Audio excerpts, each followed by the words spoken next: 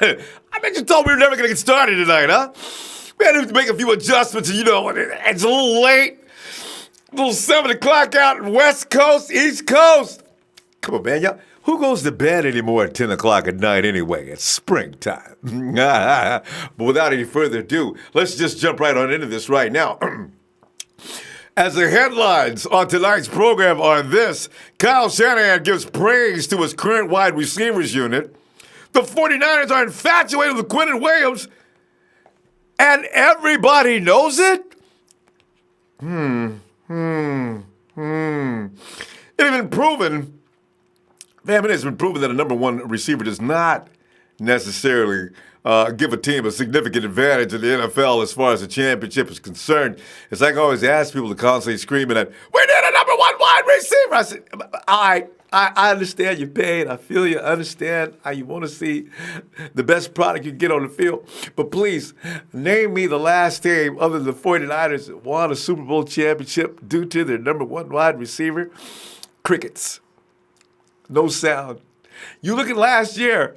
The Steelers had Antonio Brown and Juju Smith-Schuster, both of them over 1,000 yards. The Steelers didn't even make the playoffs. There is something to be said about strategy and scheme and teams working together and fit.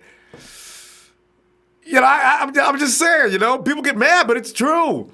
49ers did, however, pursue one of the premier wide receivers of the NFL, Odell Beckham Jr. As we all know, OBJ may have made matters easier, but not necessarily the missing piece for the 49ers' future. The attempt to add OBJ failed, and the 49ers will now move on. If it's all about a single receiver, the team may still have a chance at that possibility anyway in the upcoming draft that is loaded with prospective talents. It's going to be interesting to see. The 49ers are definitely going to pick a wide receiver. There's Hakeem Butler, who you just heard Courtney mention. He is the people's favorite for the most part.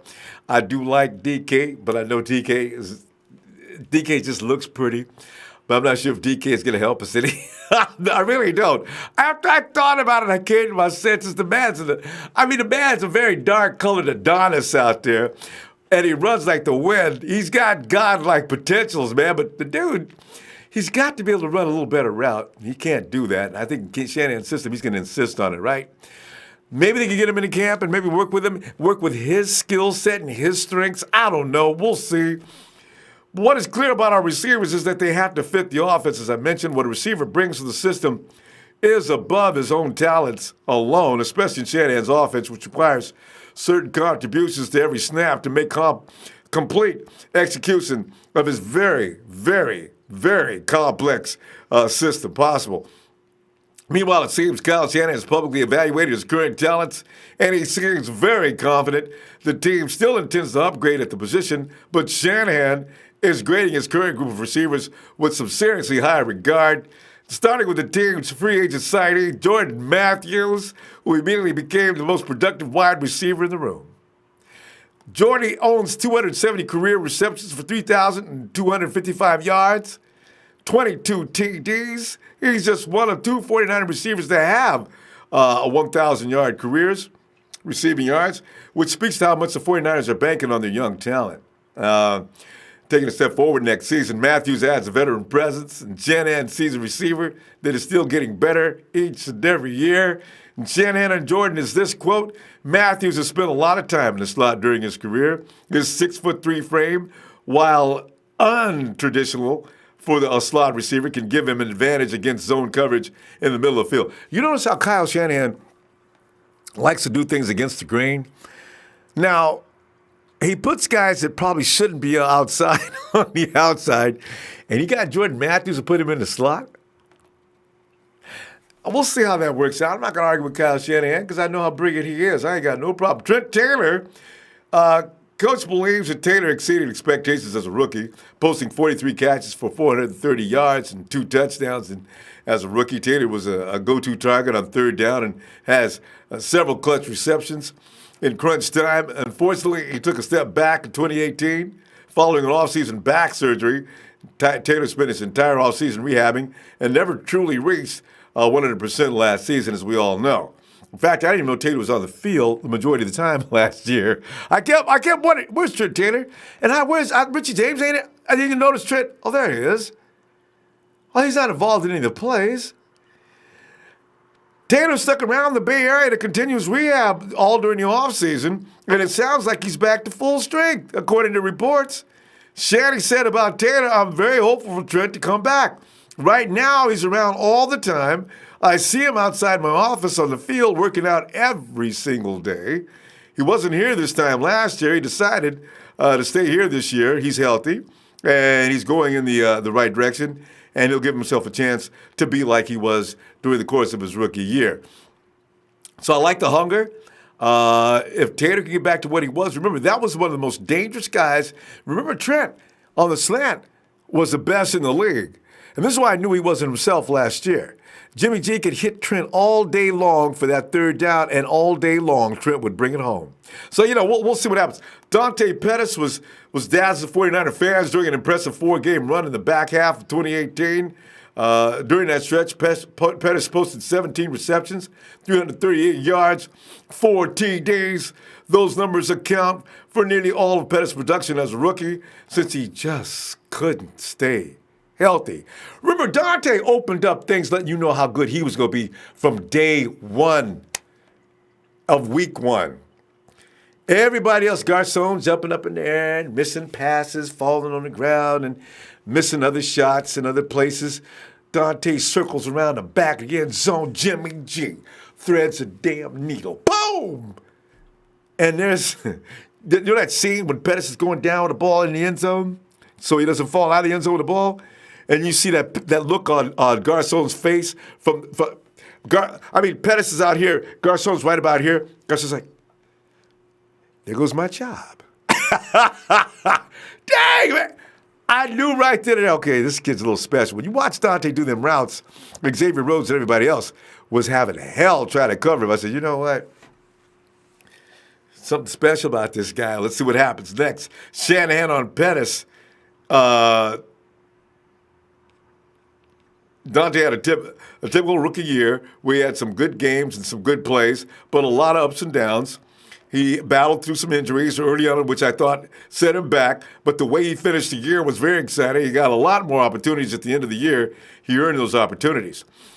You always want to see how guys do when they're out there, and he got better. He didn't get worse. He got better with experience, and I think that really helped him going into the offseason. I'm pumped. Because Shanahan said, I'm pumped to see him here in about a month. And then maybe, everybody can stop crying about, we don't have a number one receiver. We may have one. I can't wait to see, especially if him and Jimmy G get on the right page, on the same page together. Richie James spent most of his rookie season as a return man on special teams. He caught 9 passes for 130 yards and 1 TD, including a 53-yard reception. Remember, James is also the guy that electrified us by running all the way back down the field against the dreaded Hawks. Loved him ever since then. Come on, Richie. In fact, Richie's probably the insurance just in case Trent cannot come out of his funk. Or look out, Andy Isabella. I'm telling you, man. We'll see what happens between now and draft night, because they're going to see each other. The team's going to see each other before draft night. I'm telling you, I warned people when I put Andy up today, counting down how many days are left. Look, that's a Kyle guy, man. Kyle likes human cartoons who can move at them speeds. I'm telling you. Shanahan on James, he thinks he has a chance to excel in that slot role, but Richie has the speed and strength in his game to play all 3 of the positions. See what I'm saying? Shanahan will put Richie James on the edge in a heartbeat. Or outside, I'm telling you, man. Marquise Goodwin finally and Kendrick Bourne. Shanahan covered these two together. Both players have shown playmaking capabilities, but have struggled with consistency.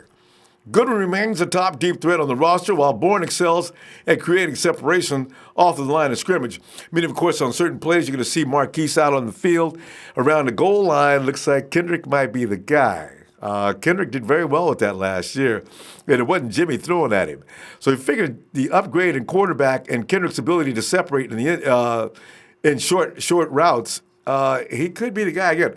Shanahan assessed the duo with this. They've done some good things for us. They helped us. I also want them to continue to get better. There hasn't been a consistency. At times they played at a high level. They've been out there a lot as starting receivers, which I don't think always needs to be the case.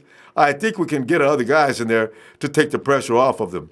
Other receivers stepping up would allow Shanahan to deploy Goodwin and Bourne more specifically within their respective areas of expertise. And this is what they were talking about when they said they were going to change the rules of Marquise Goodwin. I didn't know that Kendrick Bourne. I guess Kendrick Bourne has become a specialty guy in what he does as well. So there you go. It's going to be my speculation. Go out and get the player that's going to play opposite of Dante Pettis. Could that be N'Keal Harry? Could that be Mr. Bennett? Butler, I'm sorry. It's going to be interesting to see what they do next. Boy, if they pull DK, I'm going to have to laugh. I'm going to say, I love me some DK Metcalf, coach. But I don't know, man. We got to teach him how to run routes. We got him in a few weeks. Meanwhile, finally, the talks of the Niners being extremely excited about Quinnen Williams above Nick Bosa seems to be taking a life of his own. As you've seen, Courtney just picked Quinnen Williams, and I have no problem with Quinnen Williams. But here's the thing, fam. You and I both know the 49ers do not let their real business get into the street. Why are they letting it be known that they're crazy about Quinnen? What I don't understand is the 49ers have the number 2 pick. The Cardinals are clowning around with their pick, acting like we might get, we might get Kyler, we might not. Here's the thing. Are these guys fishing for somebody to call up and lose their mind and give up all their draft? I guess that's always an option you want to go for. Because if somebody calls them now, if they do get Kyler Murray in the first round, which I'm pretty sure they will, the Cardinals are going to have their guy if they want to win, because that's the only way they click. Kingsbury ain't all that great of a coach anyway. You don't give him his quarterback. If you make Kingsbury take Josh Allen, you're talking about a 3-win season maximum. So they're probably going to go ahead and get Courtney. This way, Kingsbury cannot say, I don't have my quarterback. He can't say it now. If they lose with their guy. So I'm pretty sure they're going to go ahead and do that. Now, the second pick is us. Are we waiting for the phone call? Because as I mentioned, the Giants and the Raiders, that's not going to happen. We already had just poo-pooed with them two. It's not going to be the Jets. They pick right next to us. They got any number of. If we take Allen, if we take Bosa or Williams, they take the next guy.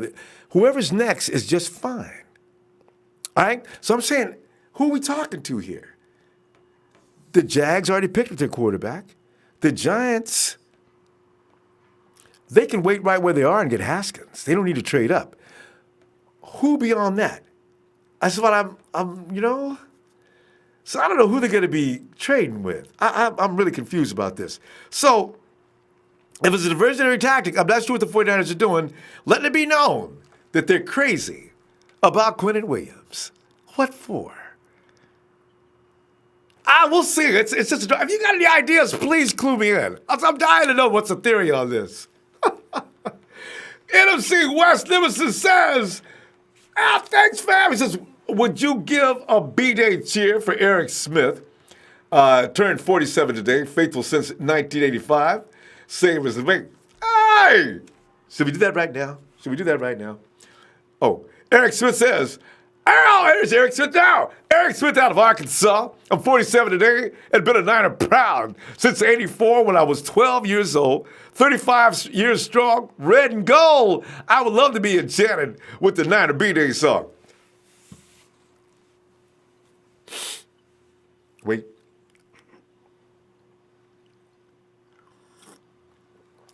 Just to let you know, it's not, the season hasn't started yet. It's not, one thing about the season not getting underway, you don't need to drink.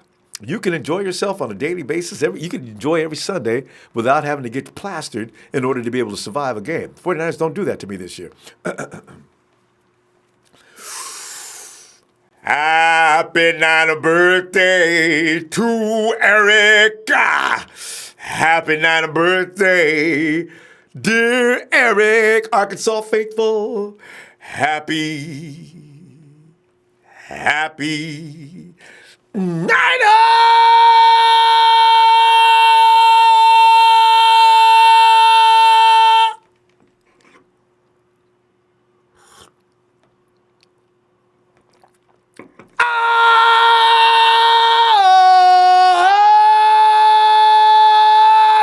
birthday to you. Hey! And for 47 more years, and Eric, within that 47 more years of your life, hopefully we will have 6 more rings. We'll be talking quest for 11. Wait, let me do the math on this. See, 6 and 5, 11. Quest for 12. Listen, don't judge me. My math skills have always been questionable. All right. Oh, by the way, I want to really quick mention, I didn't block anybody on Facebook. I got my brains hacked out. I meant to tell you about that the other day. So I've just not, fam, I've only got the fan page up. Wifey will not allow me to put up a personal page again. So the fan club, I mean the other club was gone. My personal page is gone. And all I got is a fan page on Facebook. But I'm on Twitter and Instagram. Also the clubs I was a member of, I don't have Facebook, so I can't be. I can't even. God, it's crazy, man. Look out! And Rudy, if I find out it was you that got it, I will find you, and I. Okay. Let me calm down, because I got a feeling it was Rudy. Where was I? Debbie Ryan says, I've got you on my TV, my laptop, and my phone. Where are you at? Deb, shucks. I'm right here, Deb. Jesus Christ. Karen says, Ronbo must take his jerseys to the cleaners. Look nice.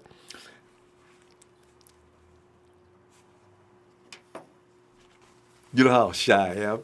I can't take compliments. Don't say nice things like that. Thanks, fam. Diablo Luco says, I want to come out and say I'm a Solomon Thomas supporter. Once that man's heart and family heals, he's going to be a man on a mission. Nine and fam say together, Diablo! I like that, man. See, that's why I want to support him, too. I feel bad about what's going on to me. Travis Wilson says, what's good? Hey, what's good, Travis? Chad Garrison, it's good. Happy Sunday, getting closer and closer to the draft. Bosa! I really wonder what the 49ers are doing. We love us some Quinnen Williams. I ain't got a problem with Quinnen Williams, but you know how the 49ers are. They don't be telling people what they gonna do. It's like last year, they didn't say a word. I mean, if somebody said they did hear the 49ers say something about Michael Glinchey, and then you had people come in making claims about, I knew he was going for offensive lineman in the first round. No, you didn't. You know, it's like somebody says Trayvon Edmonds was a guy, also Roquan. Everybody thought a linebacker was the name, right? Because we needed somebody to run with Ruben. And all of a sudden, here comes McGlinchey. We still got a linebacker to run with Ruben. Ruben just ran himself on out of the game. Ruben! Anyway, what was that? Oh, Travis Wilson, what's up, fam? Chad Garrison, what's good, fam? Happy Sunday. Oh, yeah, we just did that. We're down here. Brian Singer, hey, do Niner fans really think Kyle is going to pass on the receiver he wants at number 2? Come on, man. Brian, you're probably right. Because actually, I've been trying to describe whether wide receiver, linebacker, or safety. When you think about how many safeties we have, they probably want to see those guys play. Offensive lineman, I think might be a 3rd-round pick. It's going to be interesting to see what they do there. Jose Luis Martinez. I really wanted Earl Thomas. I know Jose. Yes, everybody wanted Earl, man. I still don't know what they're doing. Okay, we'll see what happens. Cynthia says, hey, he says people who work go to bed at 10 p.m. I said the EST. It's EDT out in the East Coast, too. What are you talking about, EST? But I'm still trying to hang on. I'm sorry, but you know what? We're going to have to work up something we get out earlier. Because we're trying to get out. We try to go from 5 to 6 with the GM show, but it gets late out in the East Coast. We're sorry. We're going to try to do better next week. J.C. Merrick, please. It's Bosa. And Jose Luis Martinez is a 1st-round Bosa, 2nd-round Harry. See, Bosa's my 1st option, Allen's 2nd option, Williams my 3rd option, right? Trailblaze 65, bruh. If we get Williams, I will literally stop watching Bosa. It's Bosa trade down. Oh, God. Hey, and we go to the phone. It's Edwin Rios. Edwin. Come on in, Ed. Hey, what's up, man? Edwin, turn your volume down in the back because I can hear that echo. Okay. We're good now? Yeah. I still hear it. Hey, Ron, you can hear me? Yeah, no, I can hear you. You hear whatever you got on. I mean, maybe you can mute that out just for a few minutes. I got you. All right, man. Evan, go ahead, man. Hey, what do we think about the receivers? Are the 49ers serious about letting everybody know what they're going to do in the first round? What's up? Well, I definitely think that we need just somebody in there to just spice it up a little bit, if you may. Maybe, Debo, DK, or one of those guys to just come in and spice it up. Shanahan definitely likes what the core that we have so far, and I know that. And I know that Jimmy G comes from a system that I call it everybody eats. Brady didn't have to have no superstar over there that he had to throw the ball to, except for that Moss and Gronk, and that was from the tight end position. But he got the ball to everybody. He made no names out of those receivers all through them years. So Jimmy G gonna do the same. These guys that a lot of people don't know about, Trent Taylor, Dante Pettis, they're gonna be household names next year. You see this year, you'll see. And Dante almost is right now, just from his last year. Dude is watchable. So yeah. Oh, absolutely. I wanted to ask you, Ronbo, real quick. I don't know if you guys talked about this at all. What do you think about Lawrence in that situation over there with the Cowboys? You think we should be looking at him? I don't know what kind of money. What is the problem? I don't know why they don't pay him. Somebody said the 49ers are involved somewhat in that situation because Jerry's not going to be able to pay DeMarcus, and DeMarcus is going to sit down. So that means he has no edge rusher this year. So like Courtney pointed out a little while ago, the 49ers might consider, but I really hope they don't because Solomon Thomas, he needed more time. If the 49ers send Solomon Thomas, Jerry Jones gets an expiring contract, but not for another couple of seasons. He can pick up that 50-year option if he wants to, if Thomas works out for him. We, in the meantime, would be building DeMarcus Lawrence. We'd have to give him a contract. Parag would get him in there, work him over. I don't know, Parag hypnotizes people or something to sign things. And guess what would happen? Because the 49ers, they pay you your money up front. So they don't have to be bothered with you for years to come. And then they just give you a little money every year. So I don't know, Edwin. We'll have to wait and see on that one. But I do think the 49ers might be talking. Yeah. I think we're definitely sniffing around for that. But look, I'll tell you this. This is what people don't mention here. And I watch your show religiously, man, and I love what you do for the Empire. Thanks, man. What do you call it? This is what people are like really, I don't hear them saying this. Solomon Thomas and even Armstead, which he came along at the end of the year last year. But a guy like Solomon Thomas, you know how much he's going to benefit from having monsters like D Ford and Alexander around. His potential, you're gonna see it now because it's like those guys are gonna get better because they got better guys around them. So I really think everybody needs to pump their brakes with all this Solomon Thomas bus or or let's trade him or this, that. This guy is going to be that disruptor inside there that he was when he came out. Watch, this is going to get crazy. I agree. I'm excited. I agree. You make an awesome point with that because if the energy around you don't want to be left out. If everybody else is going 150 miles an hour, you got to get up off 100%. Oh. You got to get past that 100%, get right on up there, man. Because, you're right, Quan is going to be he's going to be a pace setter out there. And that fool is crazy. And even if Ward stays on the field and what's the other guy? What's the safety? Colbert. Colbert put up that one good year. Remember that, Ronbo? The first year. I said, we got ourselves a safety now. Yeah. Yeah. So another guy, if he comes back, healthy, and then remember this defense, it changes the whole locker room, man. It really everybody gets it changes the morale, man. Oh, And yeah. I'm telling you, everybody gets better, and then wins changes everything. With Jimmy G coming back, our running game, and then add a few W's on there, and this is the other thing that people don't. One last thing, and I know I can't stay on too long, that people don't mention. When you got that rush coming in, you got Bosa, D Ford, Buck, Solomon, everybody coming in, bro. And if you got those coming in, do you know what that means? That means even if they don't get a sack, they're feeling that pressure. So that means now guys like Sherman, Ward, they all eat. They eat. Jared? They're gonna have opportunities now, like more than ever. They didn't have no rush last year. So those guys are gonna get better just off the fact of the rush. Just off that fact. I fully agree. And the energy up front is always going to have, it's a ripple effect. It goes right from the beginning up front of the field all the way to the back where the cover 3 safety is. I'm That's telling you, right. I agree.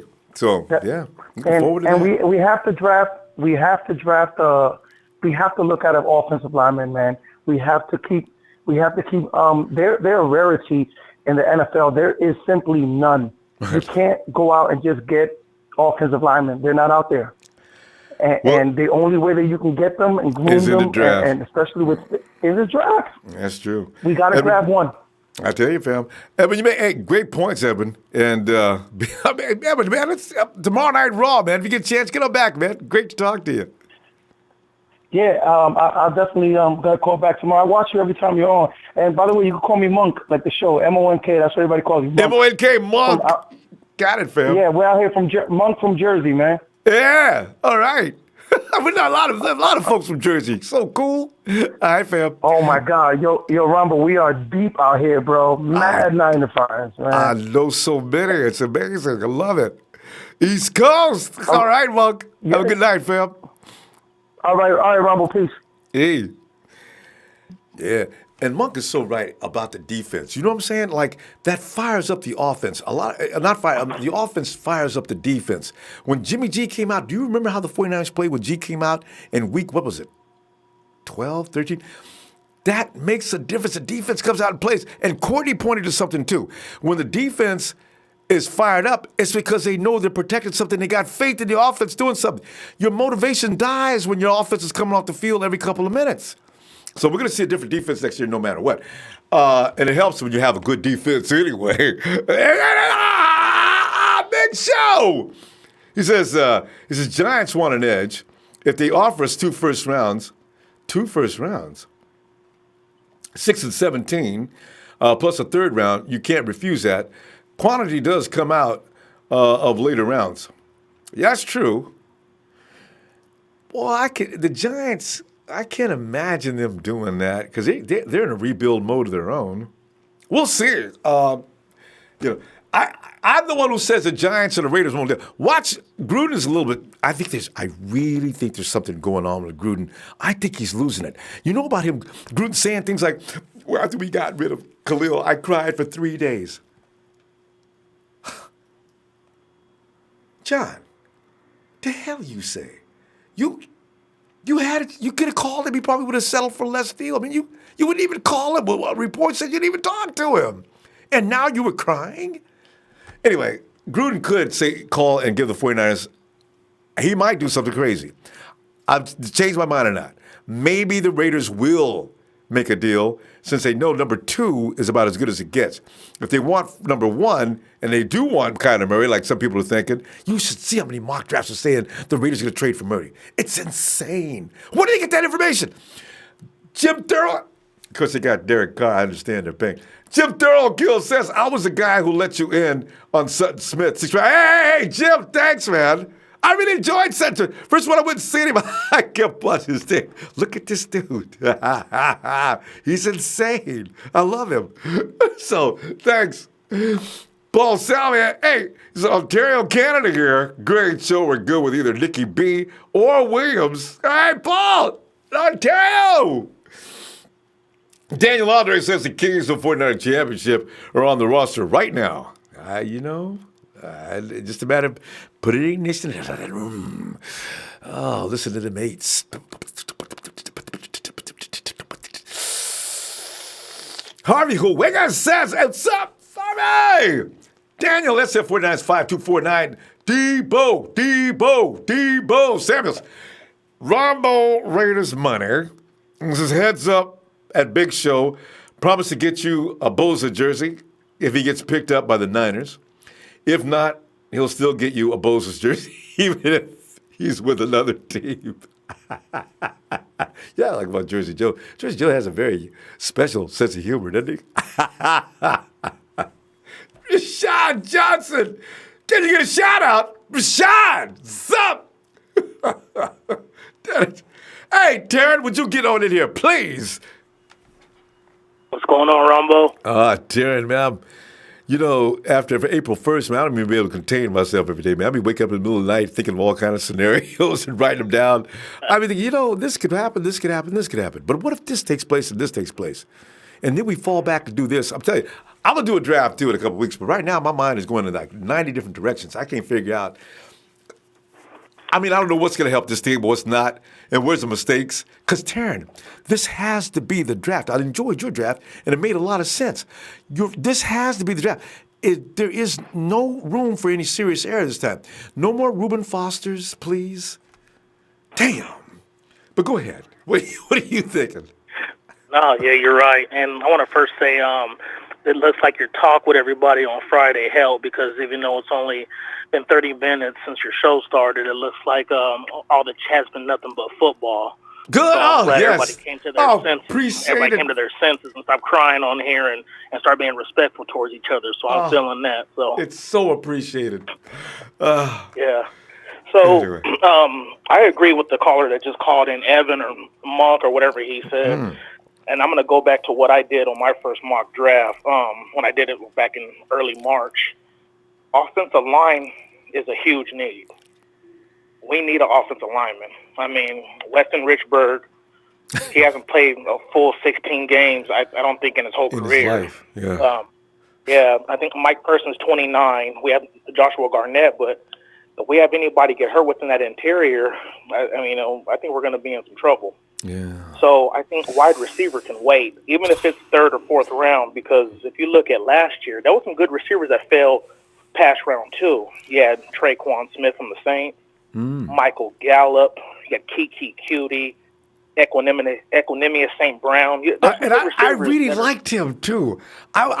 He wasn't bad with the Packers, and I got a feeling you're right. He is going to grow as a receiver too. I agree. So I think this, just like 2018, this receiver class is deep. So, and with the acquisition of Jordan Matthews, and people fail to forget, I think with the healthy running back core, if Jerick McKinnon comes back healthy, Tevin Coleman, it's going to open up the whole offense. Yes. You're going to have to account for everybody on that field. If you have Kyle Juszczyk on the field along with Tevin Coleman, you can't put 9 in the box, because then our receivers, because I truly believe that Dante Pettis is going to have a breakout year. I do too. We agree so much on that. Yeah, his last 5 games, he did very well. Everybody says, he had a bunch of garbage yards. No, you can tell he was starting to click. He started to learn that playbook. Yeah, I think he really started to learn that playbook. And a touchdown is not garbage yards, Taryn. How is a touchdown garbage yards? Please. Yeah, I don't care what you say. That 70-something yard run he had against the Seahawks, that wasn't a fluke. He caught the ball, and nobody can catch him from behind. So, and here he showed during training camp and stuff, his route running is ridiculous. Is crisp. He has some great route running for being so young. It's impressive. So I think with the healthy Trent Taylor coming back from his back surgery, Marquise Goodwin coming back from injuries, Jordan Matthews, Kittle going into his 3rd year, I really think that offense is going to be better than people think. And yeah, I do agree. I think a receiver will be drafted at some point. But if I'm going 1st and 2nd round, I'm going Get that offensive line. And I'm going who I went with either Bosa or Allen, Williams, whatever. But let me tell you something, though. Here's a sleeper, and people probably won't agree with it, but I've been doing a little bit more research. People forget to realize, and I don't think he'll be the pick. This is just because I think you're correct. It might be. I can't wait to hear this. Everybody's talking about Quinnen Williams. Why would you tell the media and put it out in public who you're high on? It doesn't make sense. They never do that. It diminishes your trade value. If you keep it on a hush, like Ludacris said, keep it on a hush, and you let people think like, oh man, he's really liking this guy. It helps your trade value because like, man, I really want Quinnen Williams, or I really want so and so. Let me offer these picks or whatever the case may be. But I really think, and people are probably gonna get mad. The chat room's probably gonna blow up. It's been quiet, but keep an eye out on Ed Oliver, and let me tell you why. I knew you were gonna say that. I knew it. Let me tell you because why. I've been feeling Ed Oliver. I agree. But let me tell you why. People don't know, and I mean, don't get me wrong. I love me some Quinnen Williams. He's good, but he is a one-hit wonder. You know, he had a great year because he was a redshirt sophomore. He's been on that bench because Alabama's so deep. People forget Ed Oliver was an AP All-American for 3 straight years, first team. Even as a true freshman, he was AP All-American. I'll look it up. He freshman, sophomore, and junior year AP All-American. So I really think, and he's versatile. And you know how John Lynch, he preaches versatility almost with every pick. When he drafted Solomon Thomas, it was, he has a lot of versatility.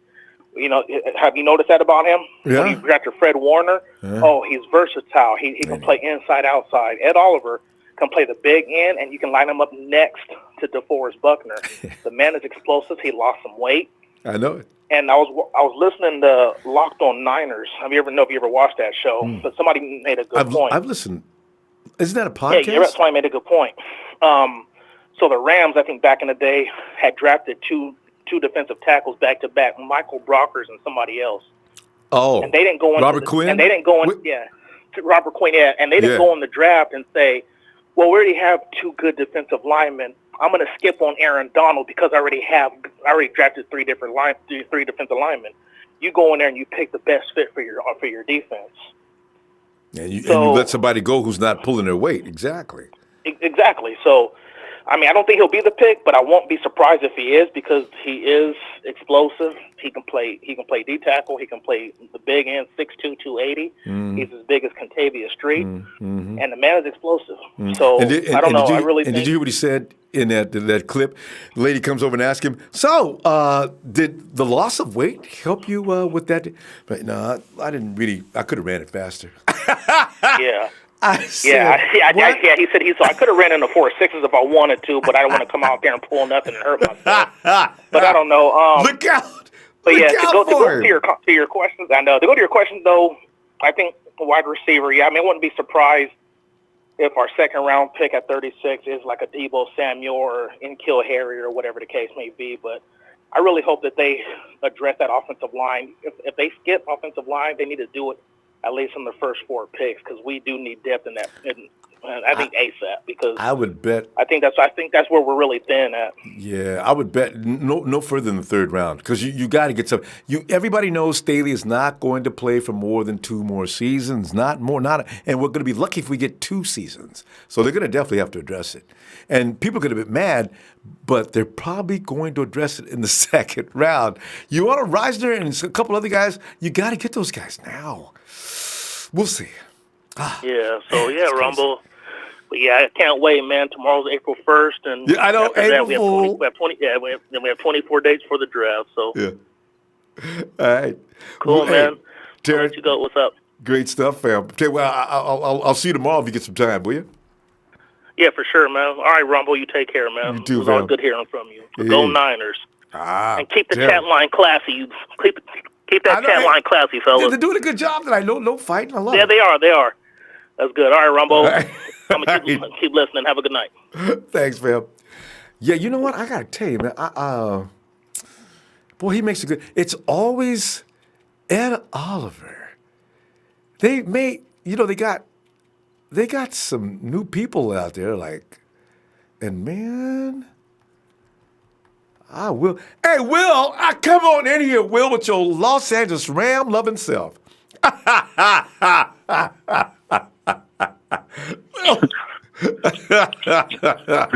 Boy, I'm joking, but nobody dislikes the Rams more than Will. And I don't, boy, I tell you what, I can't measure how bad I hate the Rams. Will may be a step ahead of me.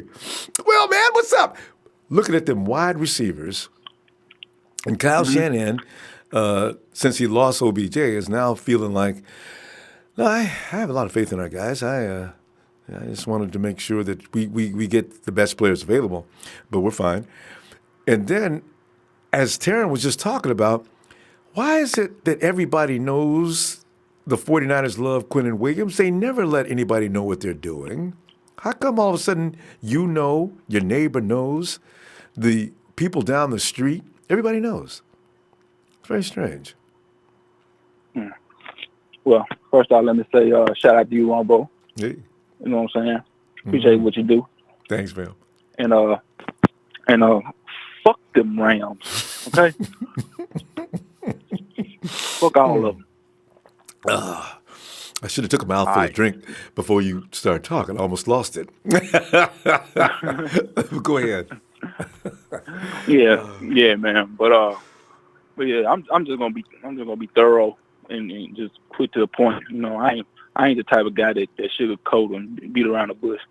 Hey, man, they ain't know right now. All the stuff that these reporters are putting out about what these teams are saying, all of them smoke screens, all of them. Every last one of them. So this is like, it's like you can't let your opposition know what you're doing. You know, sometimes you gotta play mind games with these people because everybody talk, especially in the media. In the media, everything comes out. Everybody talk about different stuff. Then some people bite on it, some people don't. So I mean, to be honest, we don't know. We don't know who we gonna get at number one. To be real, I prefer Bosa. Quinnen Williams. If we do get Quinnen Williams, I ain't tripped about that either. But the reason I say we need Bosa is because we need, like I always say, we need pass rushers on both sides of the ball. Because I'm telling you right now, if you get Quinnen Williams, like I asked last time, are you going to trust Armstead and Thomas to shut that other side down if the quarterback, like if mobile quarterbacks come out the pocket? Are you going to depend on them to keep him in the pocket and keep him from escaping? Or are you going to trust Armstead and Thomas on that end to stop the run if they run on that side? Because I tell you right now, if they get Quinnen Williams and they want to run a sweep or a counter or things like that, they're going to run the Armstead and Thomas side. So they know D Ford and Buckner is going to shut that side down. So they're going to attack Thomas and Armstead. And I don't think Armstead and Thomas can solidify that end when it comes to the run. Now, them two inside, they can stop the run, no problem. It's a wrap. If you try to run on the 4-9 D line with Thomas and Buckner in there, Armstead, it's a wrap. You know what I'm saying? You ain't gonna run on them. True. But if you put them on situations where you have Thomas and Armstead outside, they're going to run on that side, and they're going to get 3 or 4, 5 yards. I'm telling you that right now. You need to get. Oh God. So you got to get that edge present, man. You got to get edge at number one. Now Quinnen Williams, he good. I'm a big fan of Quinnen Williams. If they did get Quinnen Williams, I'd be smiling. I'd be jumping up and down too. But I'm just saying, it makes sense. But you don't believe it's the best we can do, as a matter of fact, right? Quinnen is a good football player, as is it, but yeah. Yeah, I just don't trust Armstead and Thomas on that side. But you put them inside, yeah. Then you can put Buckner and Armstead inside, and they what, over 6 feet. Armstead known for knocking balls when it's thrown. Yeah. So you got two tall trees in the middle, and you got Bosa and Ford coming off the edge. What can a quarterback do? Not a damn thing. Not a damn thing. I just pictured that Armstead and Buckner in the middle, DEDT, and then you got Bosa and D on the outsides. Ford. Oh, that's nice. Violence. What the hell you gonna do? The violence they create in the middle, and It would be literally hell in there. You're gonna have demons all over you. If if you put them two, if you line Especially them on up on passing that line. downs, exactly. I'm telling you, man. There's no passing down. I'm telling you, and that will help the secondary so much. I'm talking about lob balls in the air. I'm talking about quick decisions to where you throwing it to the wrong person, you're getting picked off.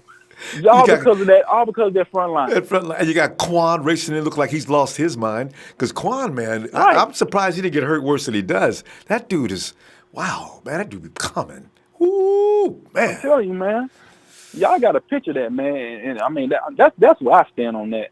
So I got that out the way now. Second round, we got to address the free safety. I do not want a deep ball thrown over this whole defense at all this coming season. I don't want no deep ball being bombed over the safety. I do not want a ball go over Ward and Colbert's head, because if they back that, that's what's gonna happen. I'm telling you that right now. Well, that's no faith man, shout out in Ward or Colbert. Man, I'm telling you, shout out to Monk, man. Shout out to Monk, cause he seems like he got a whole lot of faith in them guys. And look, I give all props to you. I mean, you're a true fan just like I am, But me, man, I don't know, man. You ain't trusting them. I got to tell you, though, Will, if I would tell both of them, look, I'm tell y'all, if I see a ball get over your head, if I judge it as being your fault, y'all going to have to pay a fine at the end of the game for every time that happens. And don't have to worry about paying it. We're going to take it out your salary. We got to exactly, in fact, man. You got to sign right here to give a release on that. Don't do it. I'm telling you. You know, right. we work on this every day. Don't do it. I'd be the worst coach in the world. They would hate me.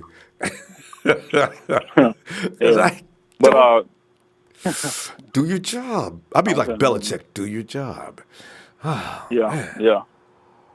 Two more things before I get off the line, because I know you got called away. Real quick, if we do, all right. If we do trade back, I want Montez Sweat, because Montez Sweat runs a 4.4, and that's insane. And with that type of speed, running a wide 9, and you got a quick takeoff to where you that size and run a 4 with a 4.4, something like that. You can overpower a lineman with your speed. You don't even have to use your hands, because your takeoff is so quick, and you got that speed. It'll overpower all that weight, and you can get to that quarterback, man. I'm telling you, if they do trade back, you Sweat. Wide receiver, I want either Debo, AJ Brown, or Paris Campbell. Out of the three, Who? I got AJ Jones number 1, and I got Debo number 2, because I'm gonna tell you why. Debo can separate. He can separate. That's what Kyle needs, separation. AJ Jones can do that too, but AJ Jones fights for yards. And the dude is a dog when it comes to fighting for yards. And when he catches that ball, the first person that comes to tackle him is gonna be hell to get him down.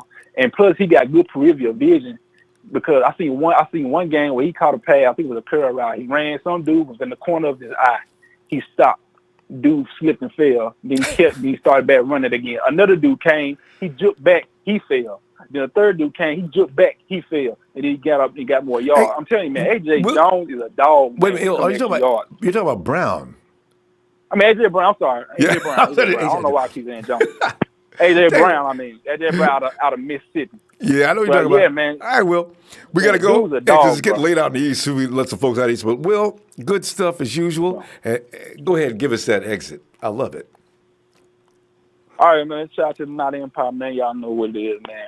Fuck Rudy. Fuck them same old sorry-ass round. They lost and they broke. They ain't going to never be shit. They should have won the fucking Super Bowl with all that damn players they got, but they couldn't do a goddamn thing. They got our coach, Sean McVay, is just he poor right now. He's somewhere on the corner. Fuck the Raiders. They homeless. They somewhere at the YMCA right now. Getting they padded beds down on the floor while they wait till the season coming up.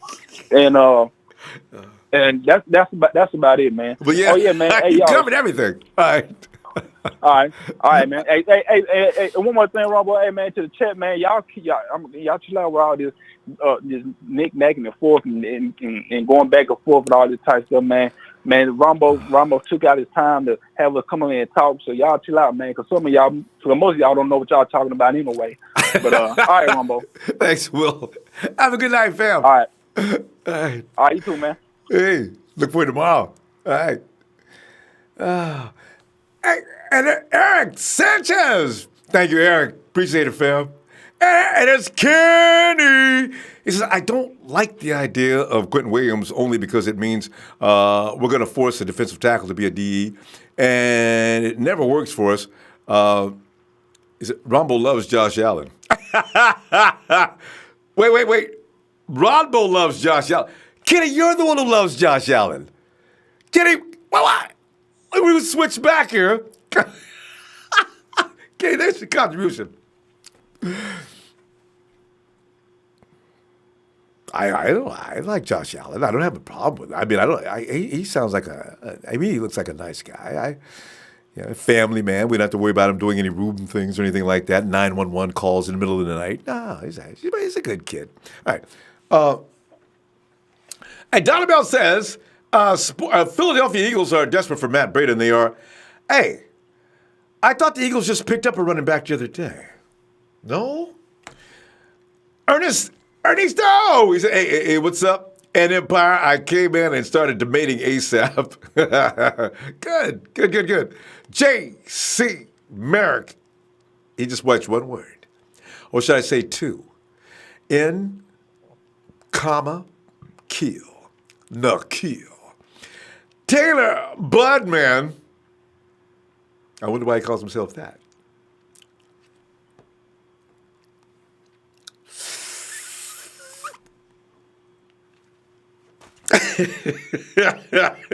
Hey, he says, gotta give players time to grow. Solomon will be fine. Taylor, you know what? I'm all for it. I hope Solomon does succeed this year. I want to see him do well. I mean, the guy's went through pure hell, and it would be nice for us to be able to witness him having gone through that. We went through it with him. He comes out, and he's a pure force this year. So, yeah, I'm pulling for Solomon, too. And Daniel Andre, IHOP is going to be a disappointment. We should really draft Bosa or Allen over IHOP. Is that we're calling Quinnen now? We're going to call him IHOP. Remember, he did not go in for the pancakes, though. Apparently, he likes the garden salads they serve at IHOP, which is very funny about Quinnen. Oh, is it garden omelet? Yeah, he had a garden omelet. If you wanted a garden omelet, the last place I'm going is IHOP. When I go to IHOP, bring me the double stack of this pancake here. Well, let me show you. Just show you. This one, and this one, and this one. And pancakes come with the eggs. Give me another stack, all right? And listen, when you keep an eye on me, and during the course of this meal, come and ask if I'm okay. I may want some extra pancakes to go. Hey, 425 Everett, Washington. 425 Everett, Washington. Hello. What's up, Ronbo? Hey! Who is this? This is Daniel SF 49ers fan 5249. Wait. What? Wait a minute. What's the first name?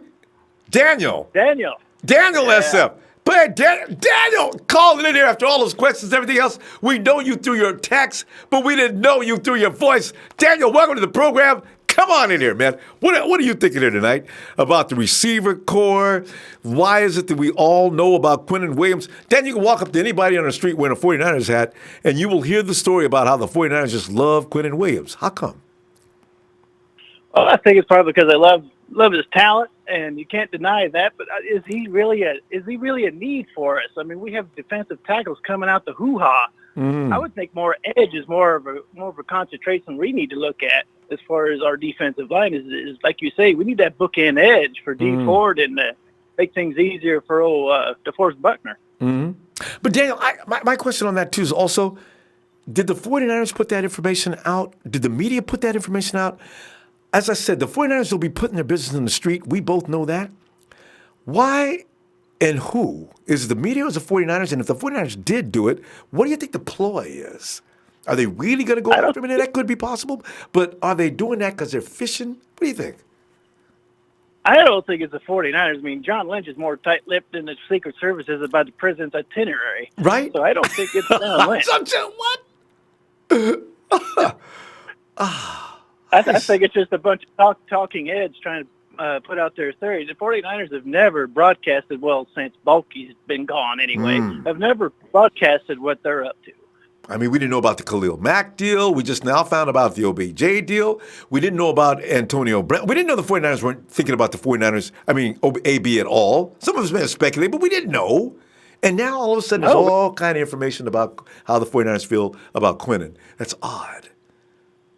It is very odd. I mean, it's un-Lynch-like and un-Shanahan-like. Those two cats, they don't tell you anything because they don't want you to know anything. I mean, they don't even release the injury report until they absolutely have to because they don't want you to know what's going on with the team. He doesn't want to be on Hard Knocks because it's none of their business. Right. I mean, they are tight-lipped. Yeah. So it's a strange thing.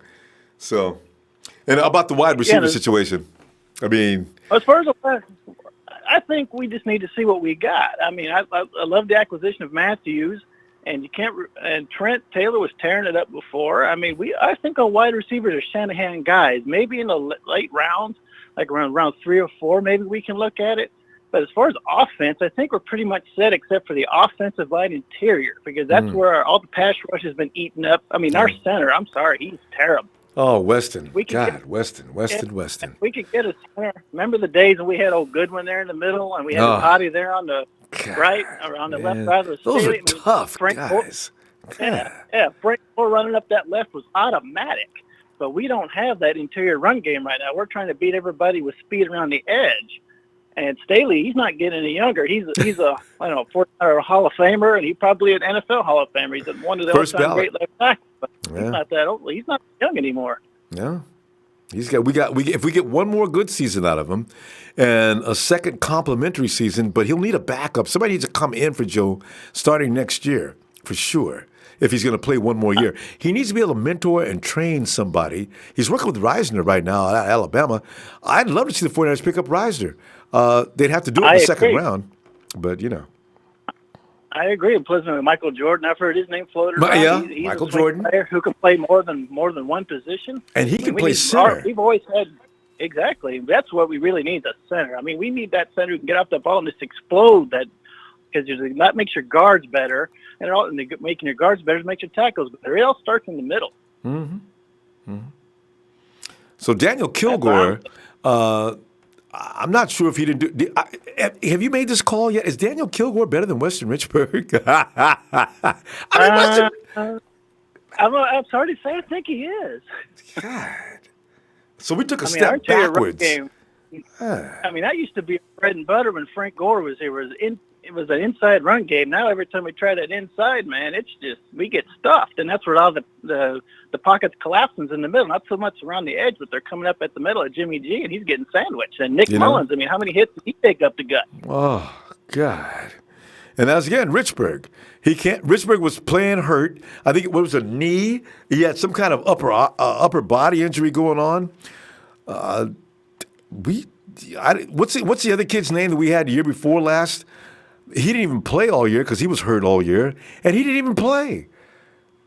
Oh, I can't remember his name. You know what I'm talking about, though, right? Davis.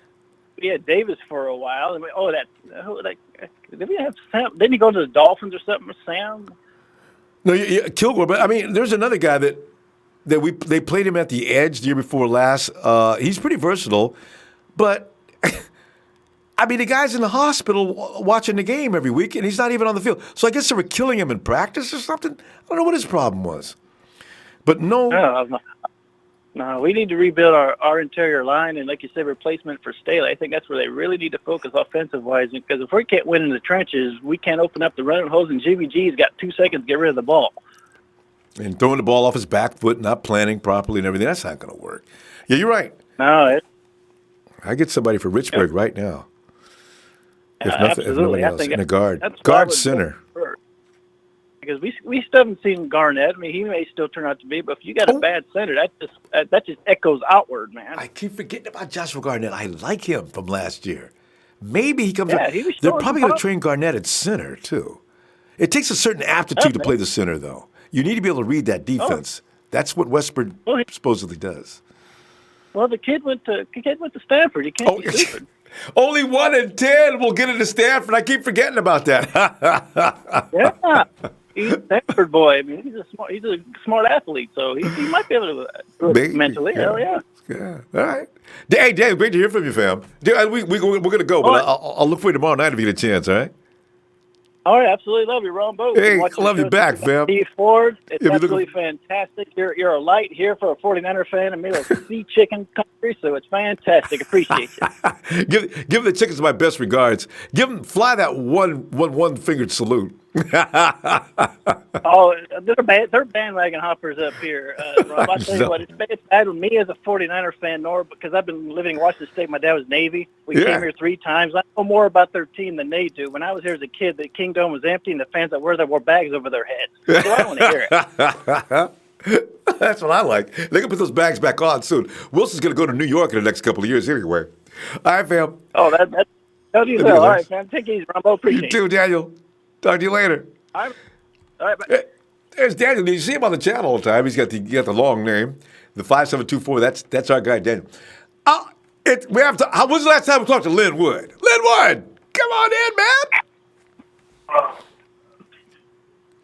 Remember, What's up, Ronbo? Lynn Wood. Remember, fam. Lynn Wood suffers the Dallas Cowboys.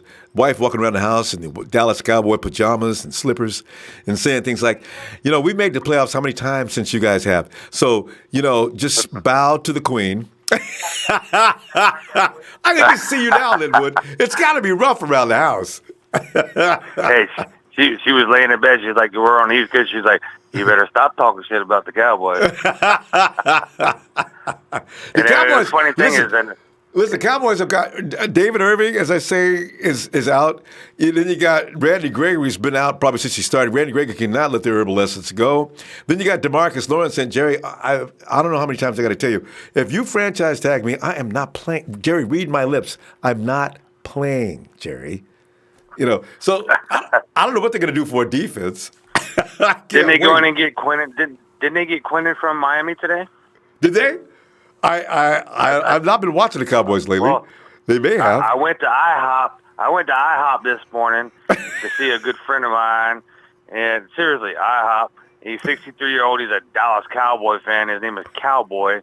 It's his birthday, so yeah. So I went up to IHOP. That's where he works at, and I say, "Well, don't worry about it." He's like, "We got Quinnen. We're going to Super Bowl." I said, "Yeah, you ain't gonna be hopping around no Super Bowls no time soon. Don't you worry about all that." Until you got to get rid of. First of all, Dak is not a franchise quarterback, Exactly. and Zeke needs some help out there. He almost got killed last year. So the Cowboys, I got a feeling they got a really bad year coming up. So we can laugh about them and the Rams. I do too. Yeah. I do too. Don't tell the wife I said that. They don't have a quarterback. Mm. Oh, don't worry. I'd say that every day. But don't worry. They're going to find out. They don't have a quarterback. I told her, I was like, if Jerry Jones was really smart, they would come in and try and get Nick Mullins from us, but he's not smart, so I'm not worried about it. Hey, let's talk Niners. They would. I mean, Kyle, it looks like now Marquise Goodwin and, of course, Kendrick Bourne are going to be designated as specialty guys. And that means, of course, now they talk about running Jordy Matthews in the slot, which is crazy. We're waiting to see if Trent Taylor's going to be okay. There needs to be a receiver opposite of Dante Pettis. I think we could rest assured the 49ers are going to bring in a wide receiver out of this draft. I don't know if it's going to be because the second round and third round, just like Dan just pointed out, we badly need an offensive lineman as well. And probably round 2, is there going to be anybody left you can get in the third round that could come out there and run with Dante? Well, personally, Ronbo, I'm on the same page, and I strongly believe in my mind, all the Nick Bosa fans out there, Nick Bosa, we need a true bookend, 5 technique, I get it. But 6 picks in the draft, I strongly believe we're moving back. And I'm praying. Yeah. And I'm praying. I know. You didn't want to hear it, Ronbo. Oh, God. Oh, no. Okay. Yeah, you know what? I need to start to get myself ready for that because here's my thing. I don't want to have if you want to quest for 6, you want to quest for 6. I do. Here's the quest for 6. Right. The quest for 6 is this: Kyle Shanahan can take a 4th, 5th, 6th round wide receiver and make him work. That's true. We need defense and we need offensive line first and foremost. If we're going to make a run at this Super Bowl for that number 6, Well, the quest is here. They stock the defense to make it a little bit easier. So when they go on that draft, they have their hands. Hey guys, we loaded up on defense.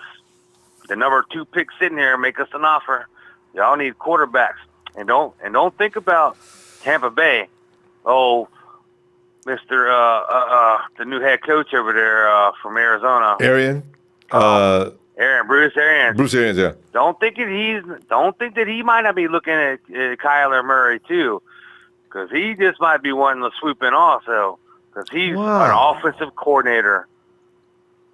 Yeah, because I mean, Jameis is. I mean, people have said bad things about Winston. You might be right on that. If nothing else, yeah. All right. So don't think that he might not be looking for a trade up. There's a lot of teams that are blowing the 49ers up right now. Preamble for the draft. We're getting closer every day, trying to make a deal. I strongly see us moving it back just because we only have 6 picks in the draft. We need draft capital. We still need some key pieces. We need some solid offensive line help. If we can move back, ideally, I would love for us to move back with the Giants and let them get Dwayne Haskins if Arizona pulls the trigger on Murray and we get their 6th and 17th pick. That gives us a top offensive tackle in the draft, and we still get a top defensive end in the draft.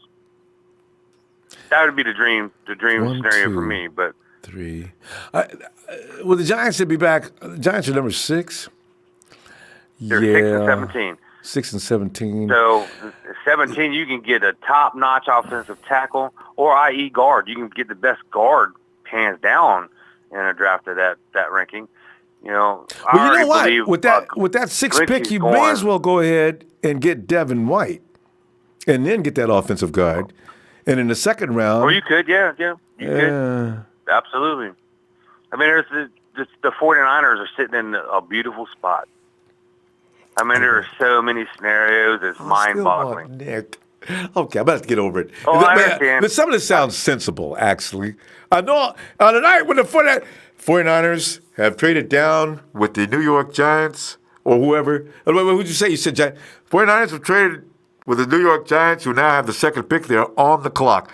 I know what's going to happen. Oh, no, I knew. Oh, my God, Linwood, this is your fault, man.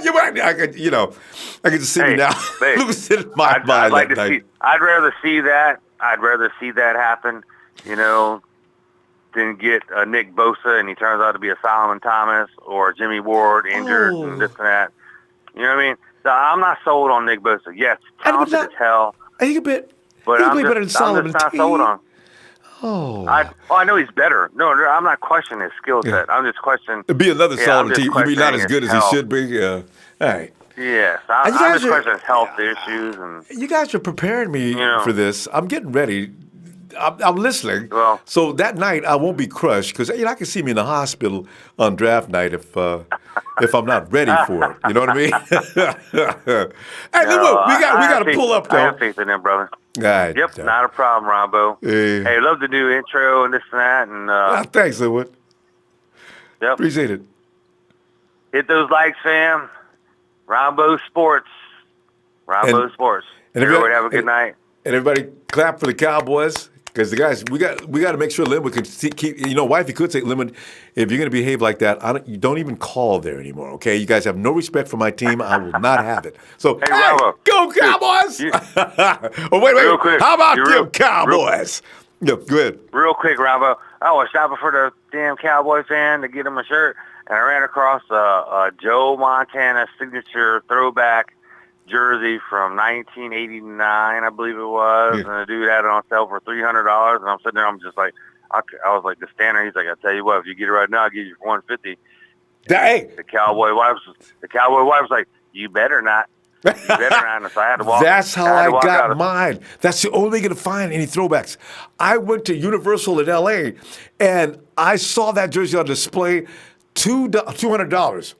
I had to do it. I did it. I've had it for years. So you got $150 is a deal. Guess what I'm doing? Guess what I'm doing in the morning, Ronbo? Going over there to get that shirt.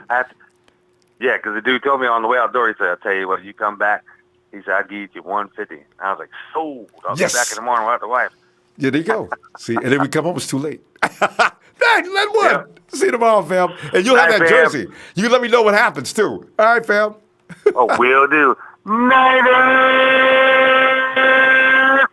Woo! Ronbo Sports. Yeah. Night, fam. Night, fam. And and there's my man, Okie Niner. What it up, Ronbo? Niner fan.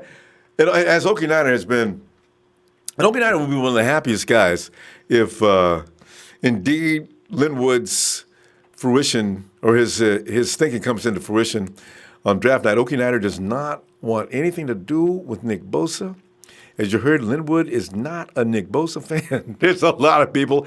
Big Show has not liked Nick Bosa since Mrs. Bosa had him. And he wasn't even, I don't even know if Big Show's older than him or not. But Bosa, but a lot of people really don't like my boy Nicky B. God. Demetrius.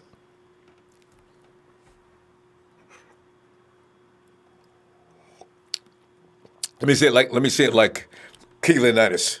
Demetrius. Wicken. Demetrius.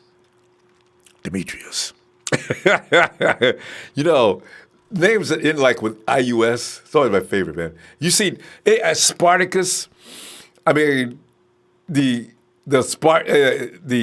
it 300?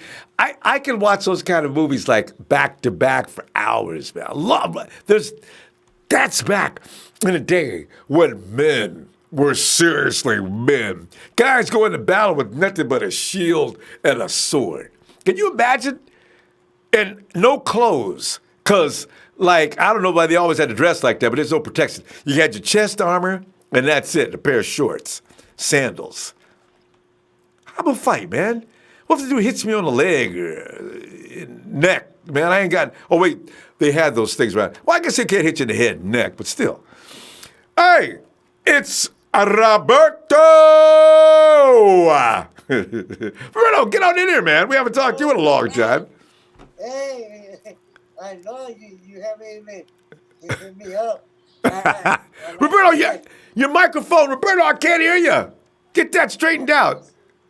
Okay, can you hear me? It kind of sounds like you're way back in the hole somewhere. Okay, let me see. All right. Can you hear me? Yeah. Yeah. This is good. This will work. Roberto, come on in here, man. Hey, what's up with you, man? What? Go ahead. Man, well, you know, every week, every Monday and Friday, I'm here.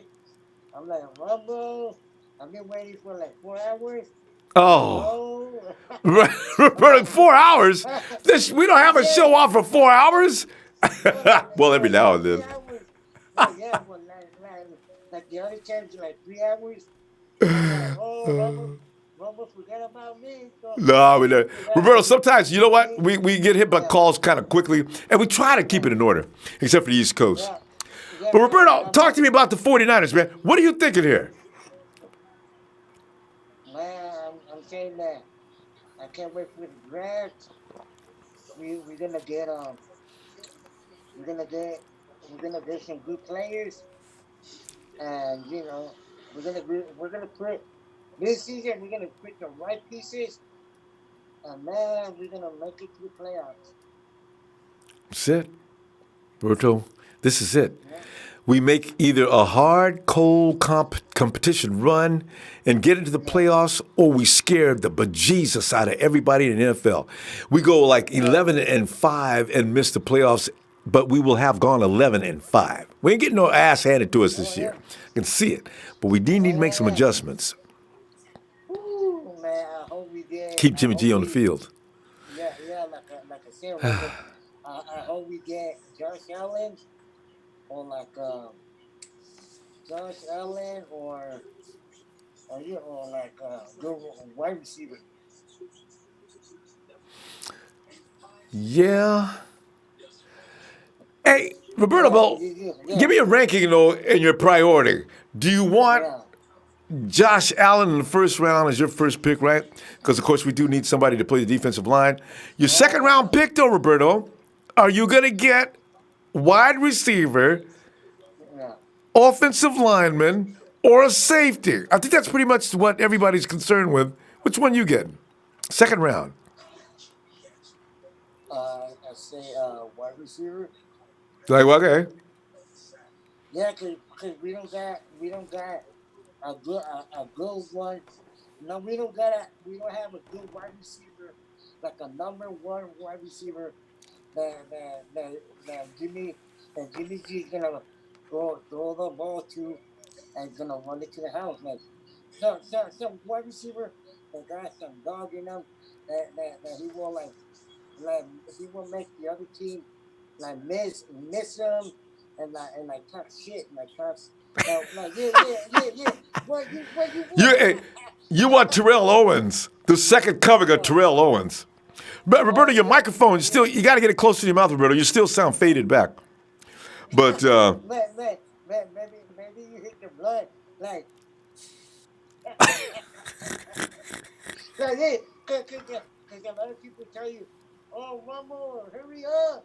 He might be hitting the blood don't, in the don't back. bogart the date. Hey, Roberto, your microphone, you're still fading. Can you get that microphone closer to your mouth or something's wrong? Can you hear me? Yeah, that's a little better, but you keep losing it. Oh shit, yeah, it's just stupid microphone. I'm like, it's because the chat out face. Hey, Ronbo, hurry up. Can you take forever to be on the Puff, show? No, puff, he might puff, be pass. I he know. might be puffing it up in the bathroom. Roberto, get back to football. Hey, Wait. Roberto. Okay, now you got second round. You go ahead and get that wide receiver. Roberto, Yeah, wide do you receiver. trust Jimmy Ward? Do you trust that Adrian Colbert? Can they handle the safety? Well, to tell you the truth, I don't trust Jimmy Ward, and I don't, and man, I will still draft a safety because Jimmy Ward is just not good anymore, and he's gonna, and he might not come back next year, so we still gonna need another Oh, safety. hey, good point, Roberto. Yeah, He only because signed a 1 year deal. But if he does a good yeah, job, I think the 49ers will give him a longer deal. If he yeah, does a good yeah, job. yeah. Because if we don't draft a safety this year, next year we will not have a safety, and we're gonna be like we didn't agree for safety this draft, and it's gonna be like hey, the only safety you're gonna have is the Colbert, because Tars, how many Oh, he I got like forget two about more it. years. Tart still Yeah, could yeah, play over the yeah, top. yeah, Biggest over cause, the top safety in the yeah, world, yeah, too. yeah, because you're gonna have to get another safety because I feel like the Quasky part next year will be his last year with us with the So, 2 year yeah. contract. Yeah, he will be he might be gone and won't be on the team no more. So you're Ah, gonna have to get another safety. it sounds scary. Hey, Roberto, we're out of Yeah. time, though. Yeah, you know how it is to wait too long. So, Roberto, I'm going to tell you what, man. Yeah. Tomorrow night, get on in here. We'll be looking for you, all right? Okay, Rumble. All right, Hey, fam. Rumble. Thank you, Roberto. Hey, we're Rumble. gonna go, Roberto. We gotta go. Hey, I got people on the East Rumble. Coast, Roberto. It's Hey, getting late out there. hey, hey, I'm gonna tell you something, Rumble. I'll see you tomorrow, Roberto. Okay, Rumble. Peace out, man. Peace Peace out. out, fam. Peace out, man. Goodness. Peace out. Hit purple pants, baby. Rumble Sports. You All gotta love this right. guy. Peace out. All right, Bruno. Hey, James. Go ahead, James. Hey, what's up, Rombo? How you doing, man? James, I know it's late out there in Jersey, man. I'm telling you, appreciate you getting in here tonight. I'm just saying, James, Yeah. I'm puzzled. I mentioned earlier, the 49ers in the wide receiving core, Shanahan's made pretty clear from the things he says you read between the lines, he is definitely going to pursue a wide receiver in this draft. And then, like I've said, what in the world is with reading about Quinnen Williams being a 49ers love child? And because like everybody says, And it's not a bad pick. I'm not saying that at all. Quinnen Williams is a marvelous pick. But I'm saying the 49ers don't tell nobody what they're going to do. So is this a spin by the media, or is it true? Well, last year, uh, you hit the nail on the head when I think you were talking to the caller, I believe his name was, I don't know exactly which one it was. I don't want to get their names wrong, but I can say this much. Last year, the talk was Tremaine Edmonds Mm-hmm. and possibly Roquan? uh, Roquan. And then there was Derwin James in the mix. And what happened was we Kinda. picked Mike Glinchey, which was I don't disagree with that pick at all. I know. Because But he who's looked seen like it a coming? strong, solid player. Didn't see it coming. Yeah. But I tell you one thing though, a caller did state that how important it is to be able to have those definite edge rushers. And I'm really not buying the speculation about Quinnen Williams. And it's so many different reporters are having this report like, Bosa, we're drafting Bosa. Yeah, he's a good player, but he's limited in what we could do from a defensive standpoint. And when you go from, if they're running the wide nine scheme, when you go into passing down, then that creates a problem because somebody's got to come off the field. And this is what they're saying. And of course, I am an Allen fan because I know one thing for sure. I mean, listen, I'm looking at the pressing need of the team. Okay. You pick the best player available for the positions that you need help on. We have not recovered from the Reuben Foster situation, even in drafting, signing Quan Alexander, Oh. a player that had an ACL tear. He's been injured. He's got, he's got to get much healthier. I watched the tape on him. He's a great sideline to sideline linebacker, but it wouldn't hurt either to see him maybe bulk up a little bit more, put on another 15 pounds or so, try to turn it into muscle because on some plays, I'm telling you, I mean, he can set a tone and he can rejuvenate your defense and he can get them going. But at the same time, we've got a donut in Malcolm Smith, man. That's got to be addressed. You look at all the positions we got. If we draft Nick Bosa, then guess what? Somebody is going to probably have to get traded. And we've got a bunch of D tackles. We got two that are sitting there. One of them didn't even get a chance to play last year. We don't know what we have on the field with him and Kentavious Street. And then there's Julian Taylor, who flashed, looked really good in the beginning. I don't know whether his game fell off or maybe the players, the supporting cast that was around him. But I will say this much. We already have our foot on the gas in signing D Ford as an edge rusher. To me, like I said, that the linebacker situation is not properly addressed. And Josh Allen, to me, is the best outside linebacker. Got great coverage skills, can also get after the quarterback off the edge. You can't do that with Bosa. Now, when it comes to Quinnen Williams, he's been so far, he had one good year.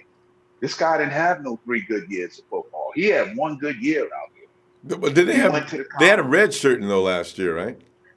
Yeah, but still, I'm just saying, they listen, whether he redshirted or not, he basically had one season where he flashed with some really good gameplay. But then, like I said, to me, if I'm in college and I'm trying to get to the NFL, I wouldn't give up in no game. If you look at that national championship between Alabama and Clemson, you will not be a fan of Quinnen Williams, man. I'm I just going to tell you. but James, I got to allude to what Courtney pointed out earlier.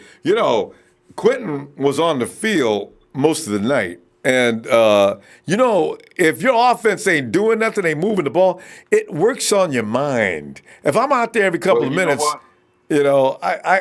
you have to understand that kind of pain. I understand it. Well, here's a prime example. Let's look at our defensive player who's played more snaps than anybody on that team, DeForest Buckner. He ain't quit one play. Well, Not one. the Forest Not is not already in the one single pros. iota of a play. And every time they looked around, they were like asking each other in the huddle, who we got playing quarterback? Now wait, We James. Shanahan, Now wait, I don't know if you know about this though, James. Somebody said that Josh has been known to not play every play too. Uh-oh. Really? Well, I guess that's people just having their antics that might not like him. But I'm gonna say this much: I'm not throwing no dirt on Quinnen Williams. Just go watch the tape, man. Pull up the national championship and tell me what he used to. Okay? Because I honestly though, the double team. I think you need to look at the whole body of work. There is some truth to though. If the defense is on the field all day, they will run out of gas. We seen that with the 49ers year before last. Well, would you can't keep your defense on the field all day. But listen, if you drafted this guy and he's playing right there on the nose, okay, in that 3 technique position with D-Buck, and D-Buck is letting it all hang out, and you're gonna get into some games where you're gonna have some dog fights. I don't care how good you are. You need players that are ready to go, and you bring in players in the rotation, you rotate them in and out, and you keep them fresh. Yeah. But like I said, just to me, I'm looking at the last time we had a solidified front seven back in 2013. We were the most dominant team in football defense. Okay? We were scoring points at the same time, though. There's some truth to it, though. If the defense, the Cardinals gave up last year several times, made me kind of laugh. Even Peterson was sitting on the sideline with his head leaning over the back of the bench because he saw he had to come back in the game. You can't have the defense out there every play like that.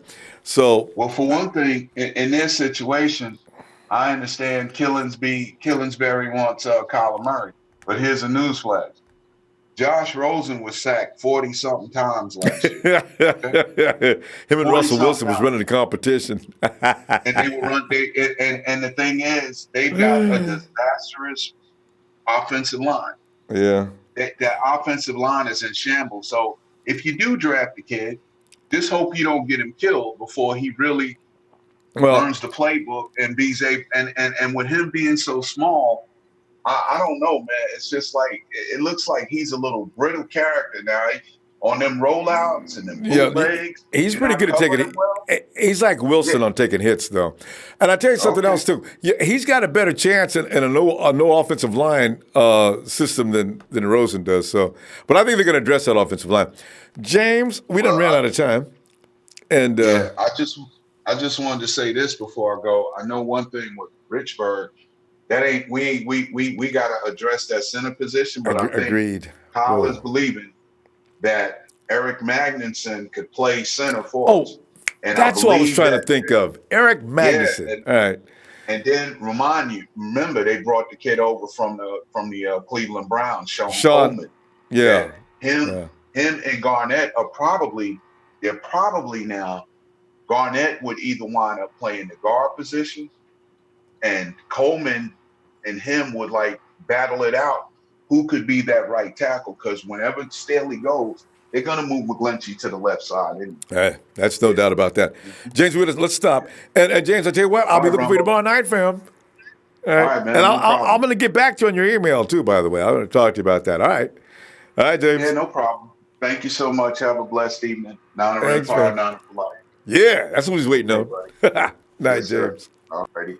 Take care. Thank you. Dude. And as I say, Okie Niner comes in, he says, Josh Allen is ranked 5th all time. Not just this year, of all time for college sacks during a season. Oh, I will want to see some documentation. Hey, as a matter of fact, 5th of all time. Who's the first 4 guys? That's pretty interesting. I missed it. Okie Niners also been working and having to watch rewind shows. Okie Niner. Well, I tell you what, fam, and we really appreciate you too. Hey, and now let me go back into my King Leonidas, Demetrius. Speak to me, Demetrius. Another warrior has fallen. Surely this war has just begun. Demetrius. Hey, Griffin. Griffin, come on in, man. What's up, Ronbo? How are we doing? Griffin, man, we're doing all right, man. Tonight we're thinking about the wide receiver situation in the Yeah. 49ers. I want, Go ahead. I wanted to talk a little bit about that, and I Right. know it's been a while since I've called in, but Jay Glazer, the reporter, right? Everybody knows Jay. He's Mr. I know everything first. Yeah.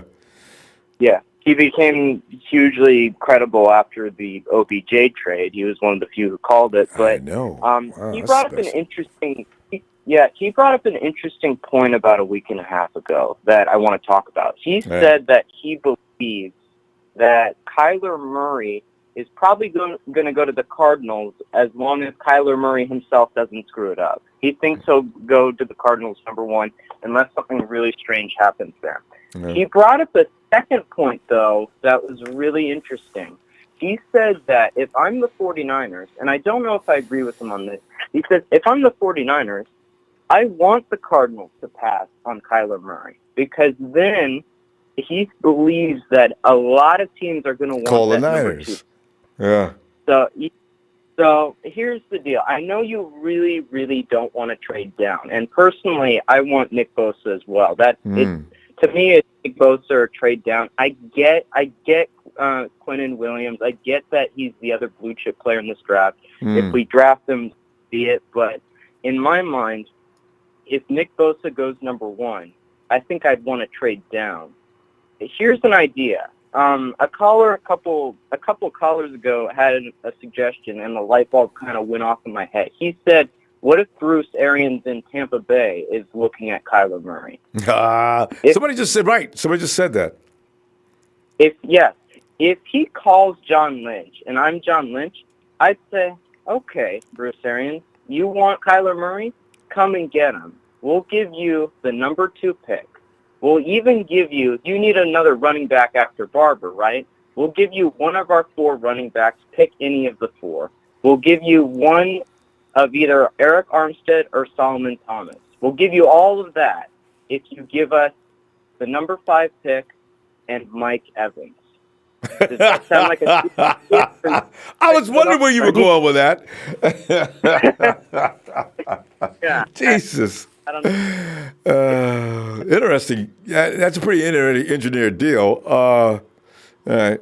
You realize they're going to take Matt Breida, though. Yeah, Matt Breida is probably the guy that they picked. I think Tevin Coleman's going to be really good, though. I think. Arians has got enough creativity in his playbook. Yeah, he might take Tevin Coleman. Yeah, you're right. Yeah, it's just an interesting thought because I know that running backs after they have Barber, but after that they kind of need another running back and defensive line help as well. So, and if they're looking to move on from Jameis Winston, which it's very possible, Arians is trying to do that. I mean, it's. And you think Arians would be interested in guys because he's used to that guy that stands in the pocket and just launches that ball down the field 500 yards. I mean, you know what? Kyler can do that, and I saw his arm. He can really get that thing out. But he's still not a Bruce Arians type quarterback. I mean, you really think he'd be interested in Kyler Murray?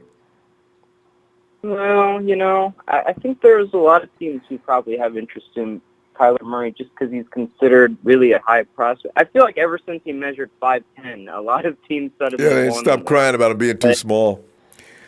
Yeah, I do think that's being a bit hyperbolized, I guess you could say. Yeah, maybe. I think Russell Wilson's kind of proven that as long as you're above that 5'10" mark.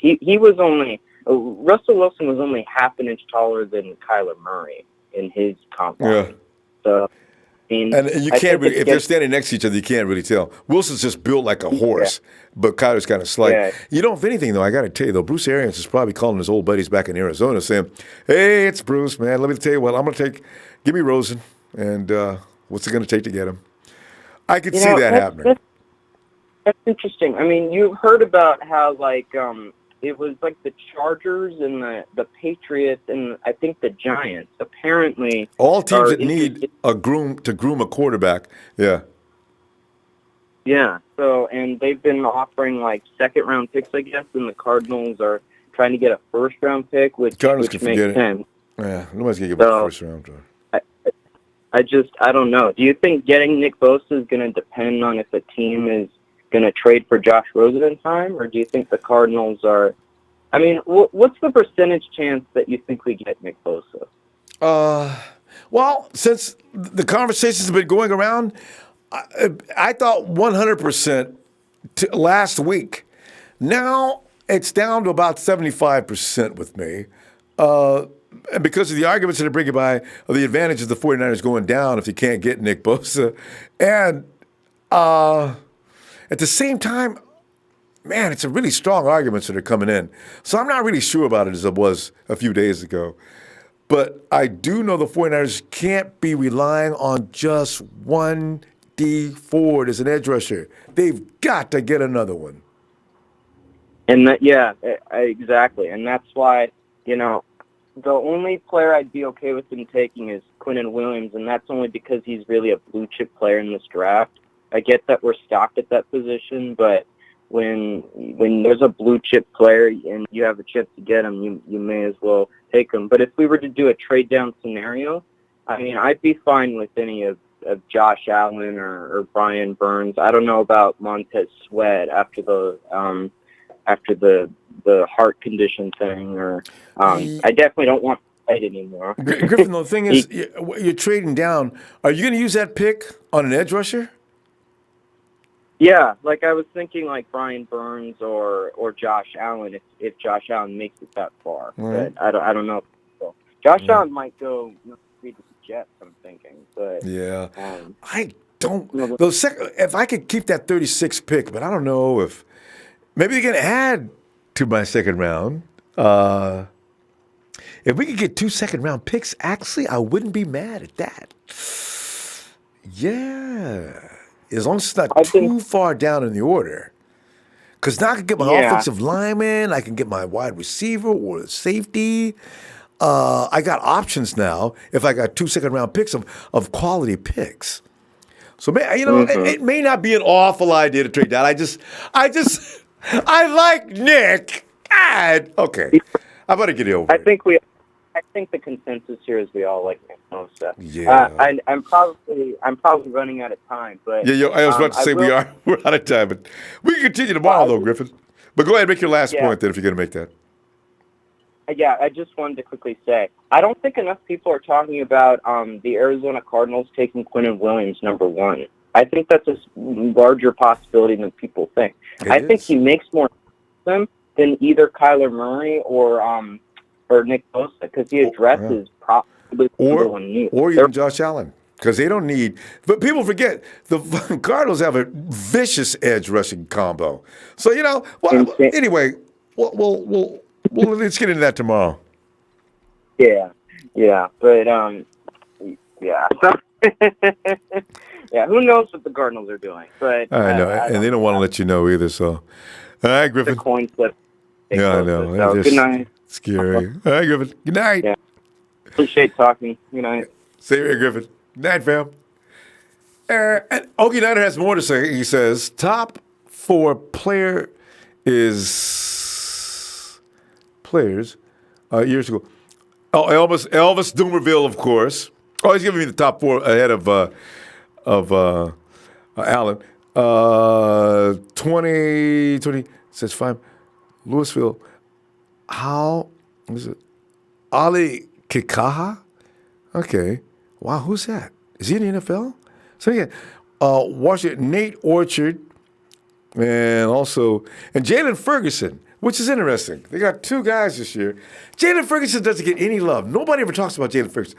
Watch the 49ers if they do trade down, go get Jalen Ferguson.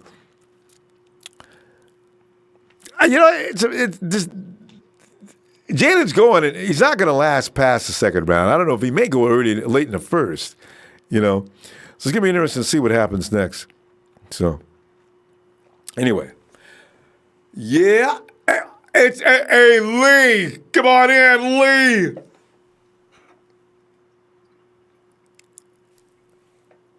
Lee. Lee. Lee. Oh, there you go. Here's some sign now. You always tell Lee's the music. Lee. Come on. Lee, Yo, you what know I up, love your Ronbo? music collection, fam, but yeah, come on in, Lee. Nah, this out to the Nippy Hussle because I heard everyone talking about him in the chat today. He got shot. I think he got killed, Ronbo. Oh, is that what somebody, gosh, really? Man, that's what they were talking about. Somebody put that in the last, that was what they were talking about in the Red and Gold GM show. Okay. Well, that's terrible. He died? Yeah, apparently he got shot. See, man, them dudes with the street cred, man, that's what they end up getting into.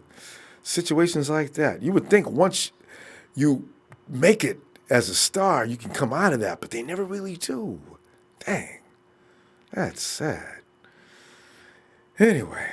Yeah, what we hitting on tonight, Ronbo? I heard people talking about the draft.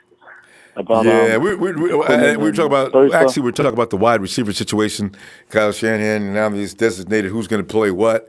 There is a need now, and it sounds really serious. The 49ers do pick up another outside pass rusher, and then there's the thing about why is it that we all know that the 49ers like Quinnen Williams? That's kind of strange. We never know what the 49ers are doing. All of a sudden, everybody knows that the 49ers love Quinnen Williams. So that's kind of crazy. Yeah. I remember last year, like we all had our own opinions, and I remember Sean Majula was like, "I'm gonna laugh because most of you are gonna be wrong when it comes to draft night, and we don't know till the draft night happens." But He was right. I think that I don't think Kyler Murray's going first, Ronbo. There's a few of us that think that. I don't think he's going first either. He could go first, but it just depends if they trade Rose. And I heard it depends too when they have their workouts, because they're supposed to start their workouts this week, but apparently the Cardinals have delayed it, and people were talking about they're trying to get a trade in. If they don't get a trade in, then have a look if Rosen turns up to camp or not, because if he does, then they reckon that he won't be traded. But if he doesn't turn up, then that looks like that they've already sorted out a trade for him. But yeah, there's a lot of time still to go through the draft, so we're not going to know who's going to go first. But with Quinnen Williams, that's a lot of hype around him, and they're talking about, how they took him for dinner and all that. If that's the 49ers pick, I don't think they go all out and show their cards, because since John and Kyle have come in, they've never really shown their cards, and it's been hard to guess who they're going to go for. Ronbo, like with McGlinchey and Pettis last year, people weren't picking those picks. And even with Solomon, a lot of people didn't want Solomon, and then we traded up and we also got Foster. So if one thing we've learned since they've been in, you can never predict where they're going to go. Never. And I don't think they ever show their cards. Yeah. So in that case, then, what conclusion can you draw from the word everywhere that the 49ers are enamored with Quinnen? Well, it's almost to the point where it sounds like it's too much love. Somebody's got to be kidding. Yeah, exactly. Because the 49ers never do this. Because last year was Minka Fitzpatrick, and they brought him in and they had dinner with him. Oh. I think they brought him in twice. Yeah. Or for 2 days. They did, you're right. We didn't Private look visit at as well. Yeah. And if you look at all the guys that we've had all these visits with, they are all defensive players. And that's what I want. I want us to fix our defense this year, because this draft is stacked on the defensive side of the ball. Yeah, if people are talking about tackles, if you guys look ahead to the next draft, that's the draft where you get a tackle or a quarterback. It's offensive heavy the next draft. I think. Wait, offensive lineman, the top 10 pick. Wait, O-lineman looks better next year? Yeah, especially the tackles. It's stacked. There could be 4 or 5 tackles that go in the first 5 or 6 picks. It's going to be between them and the quarterbacks. So I think that's where you replace Staley, is with all the tackles in next year's draft. If you look at this draft, there's not as many standout tackles. There's not many guys. I don't think there's any that will go in the top 5 picks. Whereas next year, there's a whole bunch of top 5 picks, the top 10 tackles. But we're going to have to trade up, because I don't see the 49ers finishing in the top 2 next year. Unless, of course, we have a repeat of this year with everybody going down to injury. But you think we'll be that high in the draft? You can never count where you're going to be in the draft And if you're there now, you should probably take advantage. If you run the risk of thinking you're going to get in there, you're going to have to trade up next year. You're going to lose assets again. It's kind of a rock and hard place kind of situation, though. Yeah, and the thing is too, we can't fix all our needs in one draft. Well, yeah, that's always the case. We can just try and hope to address a few positions and then maybe hit the rest the following year. So just depends what direction they go. What I'm more interested in, though, is actually the second round pick, because people talk about Kyle wants this weapon and a receiver, and then there's a lot of us that want interior O-line and also safeties, free safety. A lot of us think that's a position we need to upgrade South our secondary. And it's going to be interesting, like these guys are Adderley, but they could go first, they could drop to the second, and there's also the interior linemen like Lindstrom and Bradbury. I think those two are probably the best interior linemen in this draft, and one's a center and one's a guard, but Bradbury can actually play both positions. So if he falls, that's a guy that they should really look at because he can come in and play guard, and if Richburg doesn't pan out, like he didn't have a good year this year, he could be the long-term solution. You could almost bet money on it. Vegas has probably got odds on how long Richburg's going to last this year. This is every year with him.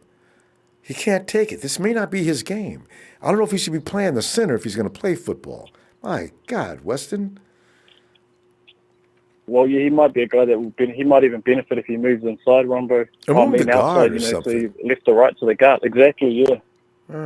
So maybe he may pan out better there, and we've still got Garnett, so hopefully one of them steps up. We re-sign. What person is that, a 1-year contract or a 2-year we give him? Person, that's 2 years, I think. 2 years? At least 2. Yeah, and see, I think that's a key position we need to upgrade. I don't know if we'll do it in the second or the third round. Yeah. They like Percy because he's like a tough guy. This guy's he probably is a biker in his part-time. I mean, Person is just tough. This guy plays with broken digits and everything else. I mean, Person doesn't care, man. That's the kind of guy you want for an offensive lineman, though. He'll play. Remember that last year? Person says, the coach says, well, he says, I don't know, can you play this week? I can play, Coach. Person's all week long kept pressuring the 49ers until they finally said, okay. I guess he must have scared him. He got a 3-year deal, by the way. About Person, Ronbo? Huh. The funny thing about Person is like a lot of us didn't like his pay last year, but I think he was actually the highest ranked interior guy on our team last year. So, so he got paid. He probably didn't get paid enough. He got a 3-year deal. The 49ers rewarded him, though. So. Yeah. I think he's more of a system fit, though, because he played for Kyle in Atlanta as well, and he can play guard and center. Yeah. I'm not sure he's going to lose a position, whether it's Richburg, him, or Lakin. Well, I think they believe him more. I tell you. Lee, we're gonna have to go. We're out of time, so I tell you what. Look for you tomorrow if you got some time, huh? Yeah, no worries. Thanks, Ronbo. Shout out to the Empire. Go Niners. Thanks. All right, night, Lee. Or good day, Lee. All right. Is it? All right, and hey, somebody's not happy. Trevor. What's up? Sorry, that was my niece. We know all it right. was definitely a niece type. She couldn't have been a nephew. Yeah. Trevor, what's up, man? All right, so shout out to Linwood. We're going to trade down. You guys, I don't know why you just calling to antagonize me tonight. I don't want to trade down. But if you make it appealing enough, I don't want to trade down into the double digits. That's what I'm saying. Well, what do you got in mind? I got an idea. All right. This isn't the draft to have 6 picks. This is definitely not a draft we need 6 picks. We need way more picks. We How need many more like you need? 10. Okay. We could trade down with Tampa Bay, Oakland, the Giants, the Broncos. Miami needs a quarterback. The Broncos. Green Bay has the Broncos need a quarterback picks. too, actually. Yeah, the Packers have 2 picks. They might want one of the edge rushers, Bosa, someone like that. What position are the Packers in? They're 12. Oh, no double. Okay, you know what? If you do get a double-digit trade, a guy take us down the double digits. Yeah, we better get 11 picks then, okay? Yeah, I'd rather trade up with like Tampa Bay or Oakland or the Giants and take Ed Oliver.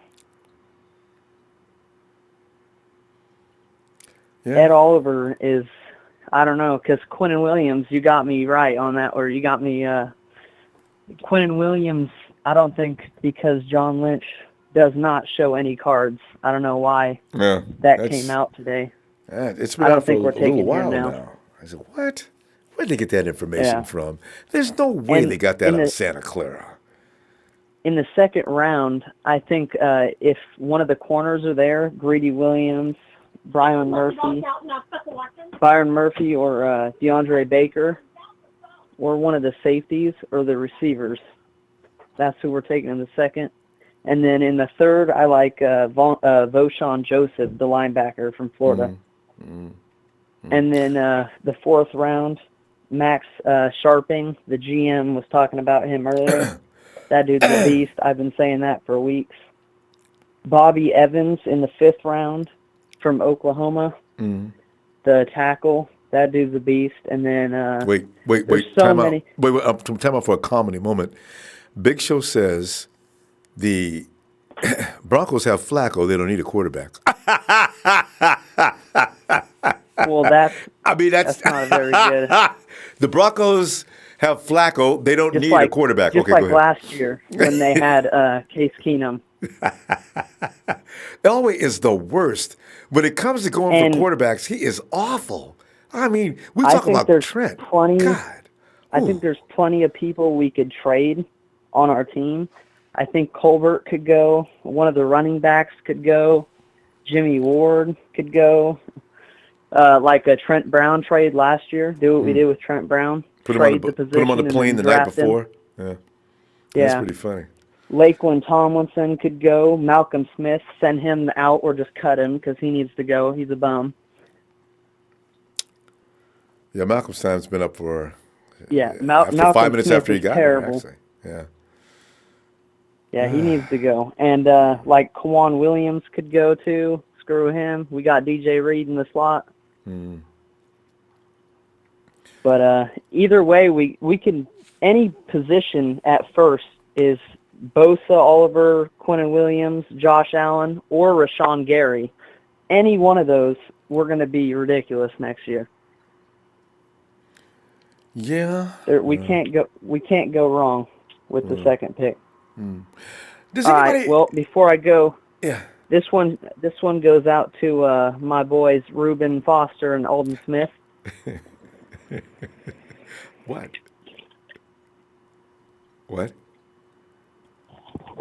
One sec here. Let me. This one's for Alden Smith and Reuben Foster. Yeah.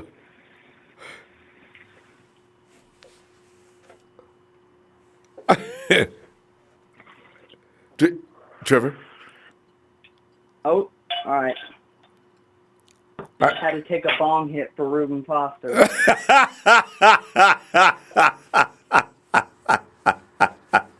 I was wondering what you're gonna do. I mean, you might as well. You should have zoomed in. You know.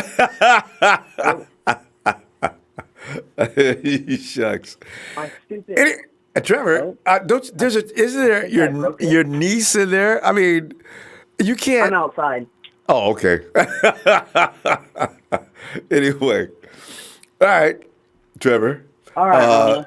Yeah, Alden and Reuben do enjoy the natural herbal essence of to the point they don't want to put. The thing about the NFL, we got David Irving is the worst I've ever seen though. At least Alden did it on camera too, but David Irving sitting there said. He pulled the Ronnie Stanley. Yeah, right. When he put the gas mask on the night of the draft. Do you remember that? Ronnie Stanley's still he's definitely it wasn't Ronnie Stanley. Ronnie Stanley's from Notre Dame, right? This is the No, he was from I don't know who. No, Stanley's not ahead. This other dude though, I know you're talking about. And here's another thing. If you're at a campus and you want a future in NBA, NFL, or anything else, you don't film you doing these things, you dumbass. I mean, that's just really stupid. God. Do you remember the dude who posted himself the night before the draft, or the night as the draft was like about to happen? He was supposed to be the first pick, and then he dropped to like 15. Well, that's why the guy that went to the Dolphins. Oh, that's right. No, Yeah. He didn't put it up. They say his mom's. Laramie Tunzel. That's Laramie the guy. They say Yeah, his that dude. mom's boyfriend did that for whatever reason. Yeah, Because that maybe was Tunzel didn't hilarious. treat him very nice. And then he had a Confederate flag in the background. Some of these Yeah. guys are really stupid. You never let these things get Yeah, on they're film. pretty dumb. For any reason, you don't let these things. Oh, my God. Every time I do that, I hit this thing.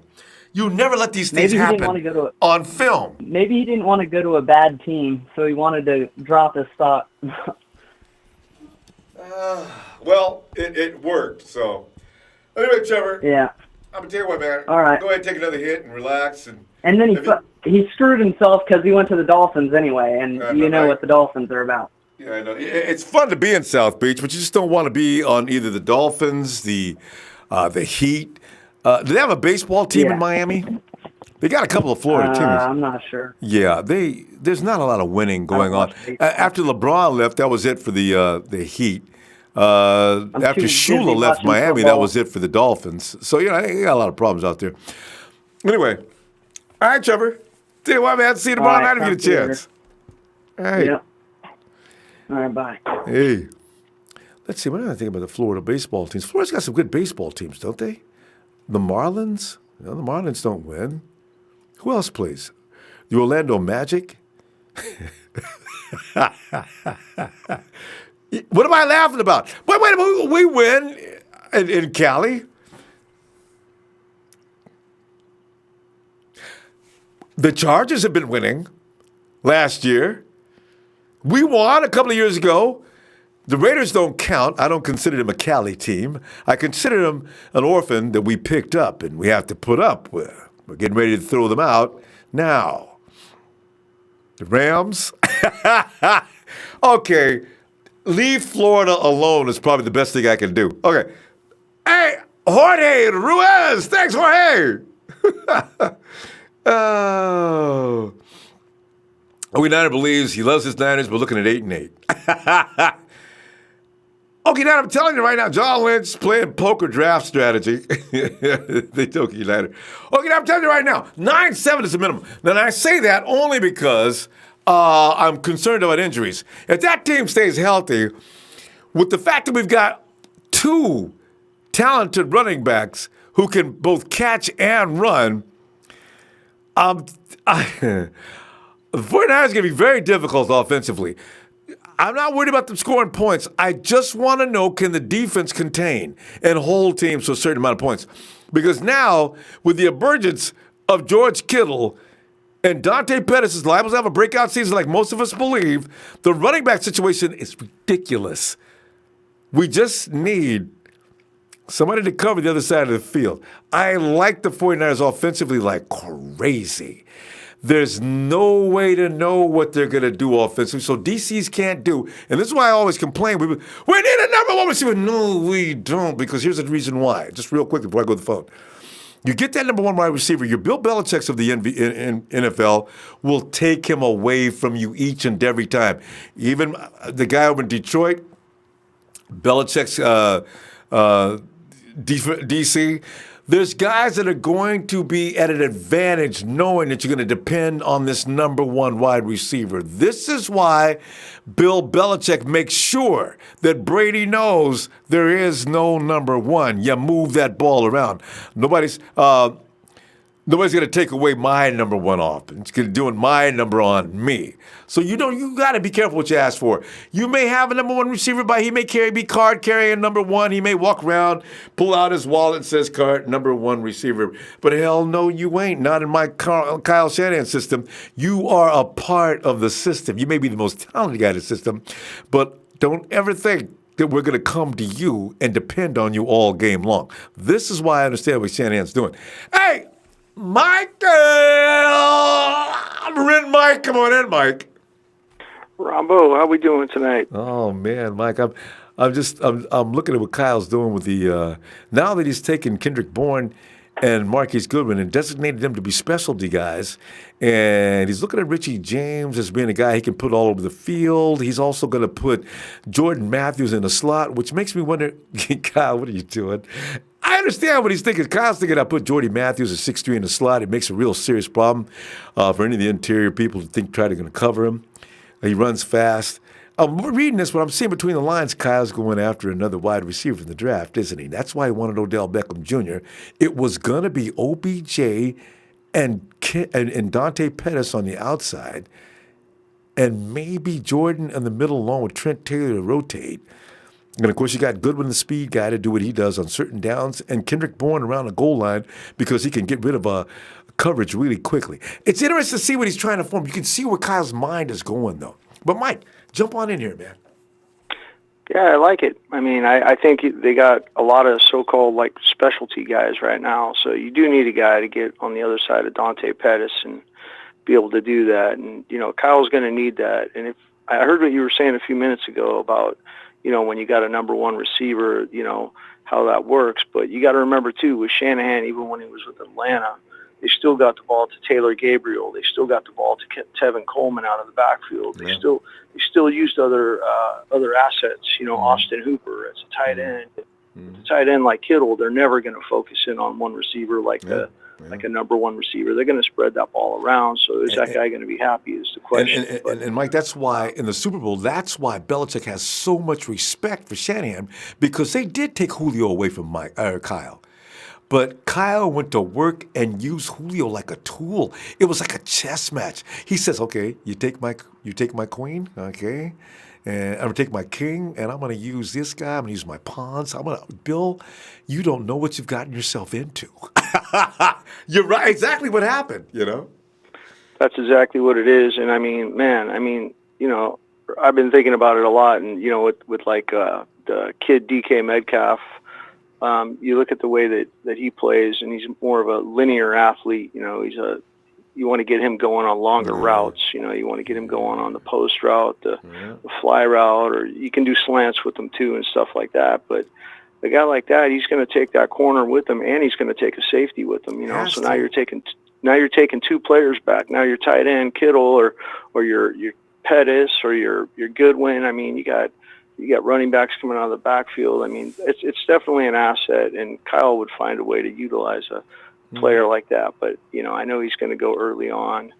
But when I think about the receivers, I think of guys like that and how they could really help the team out. But I wanted to address one thing. I heard a guy talking about, I hear the name Ed Oliver coming up a lot. Yeah. I heard a guy earlier saying how versatile Ed Oliver is. And I got to say, I don't know who he heard that from or if he was watching tape on him or something, but I've watched a lot of tape on Ed Oliver, and Ed Oliver is not versatile. What Ed Oliver is he's a fucking trash can. I mean, he'll go right, he'll just go right up the middle, and you can double team him, you can triple team the guy, and he gets through. I mean, he's a beast. He gets through with power, though. He doesn't know how to use his hands, Ronbo. He's not a hand fighter. He is not able to shed blocks and get running backs out of the backfield. He can't play the 3 technique right now. And I know that's what they're kind of projecting him as, is like a 3 technique. But in order to be a 3 technique, you got to be able to keep your head up, engage the blocker, and then be able to see where the running back's going and then shed the block and get to the runner. And that's not Ed Oliver's strong suit. His strong suit is going right up the middle, right up the gut, and just right through you. That's what he does. That's what he does well.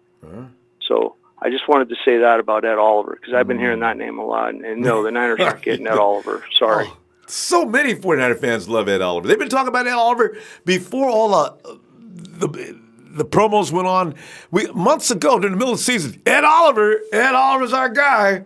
And, yeah. Well, he's a dominant force. I mean, his numbers are great. I mean, if you look at his numbers and all that stuff, anybody would go, wow, his numbers are better than Quinnen Williams. He must be better than him. He's not. Quinnen Williams has way more versatility than Ed Oliver. Quentin Nelson is waiting for a guy like that, though. And there's other offensive linemen in the NFL that are not going to put up with that. This is why I worry about guys without good technique and solid fundamentals. Is why I like Nick, because we're talking about Josh Allen. Josh Allen's going to get caught. This is why I need guys with fundamental skill sets. You know. Damn. I hear that, Ronbo, and I'm looking at my guy is still Nick, man. I mean, to me, Nick is the guy. But if we did have to go to Josh Allen, I wouldn't be upset, and I'll tell you why. Josh Allen, when he first early on in his college career, he was nothing but a speed rusher. He used to depend on his speed to get around the edge. Yeah. But I think it was approximately his sophomore or junior year. They started working with him on counter moves and stuff. Yeah. And so Josh Allen actually does know how to set tackles up. It's just that every now and then he sticks on a block too long and he thinks he's going to overpower the guy because he is physically gifted.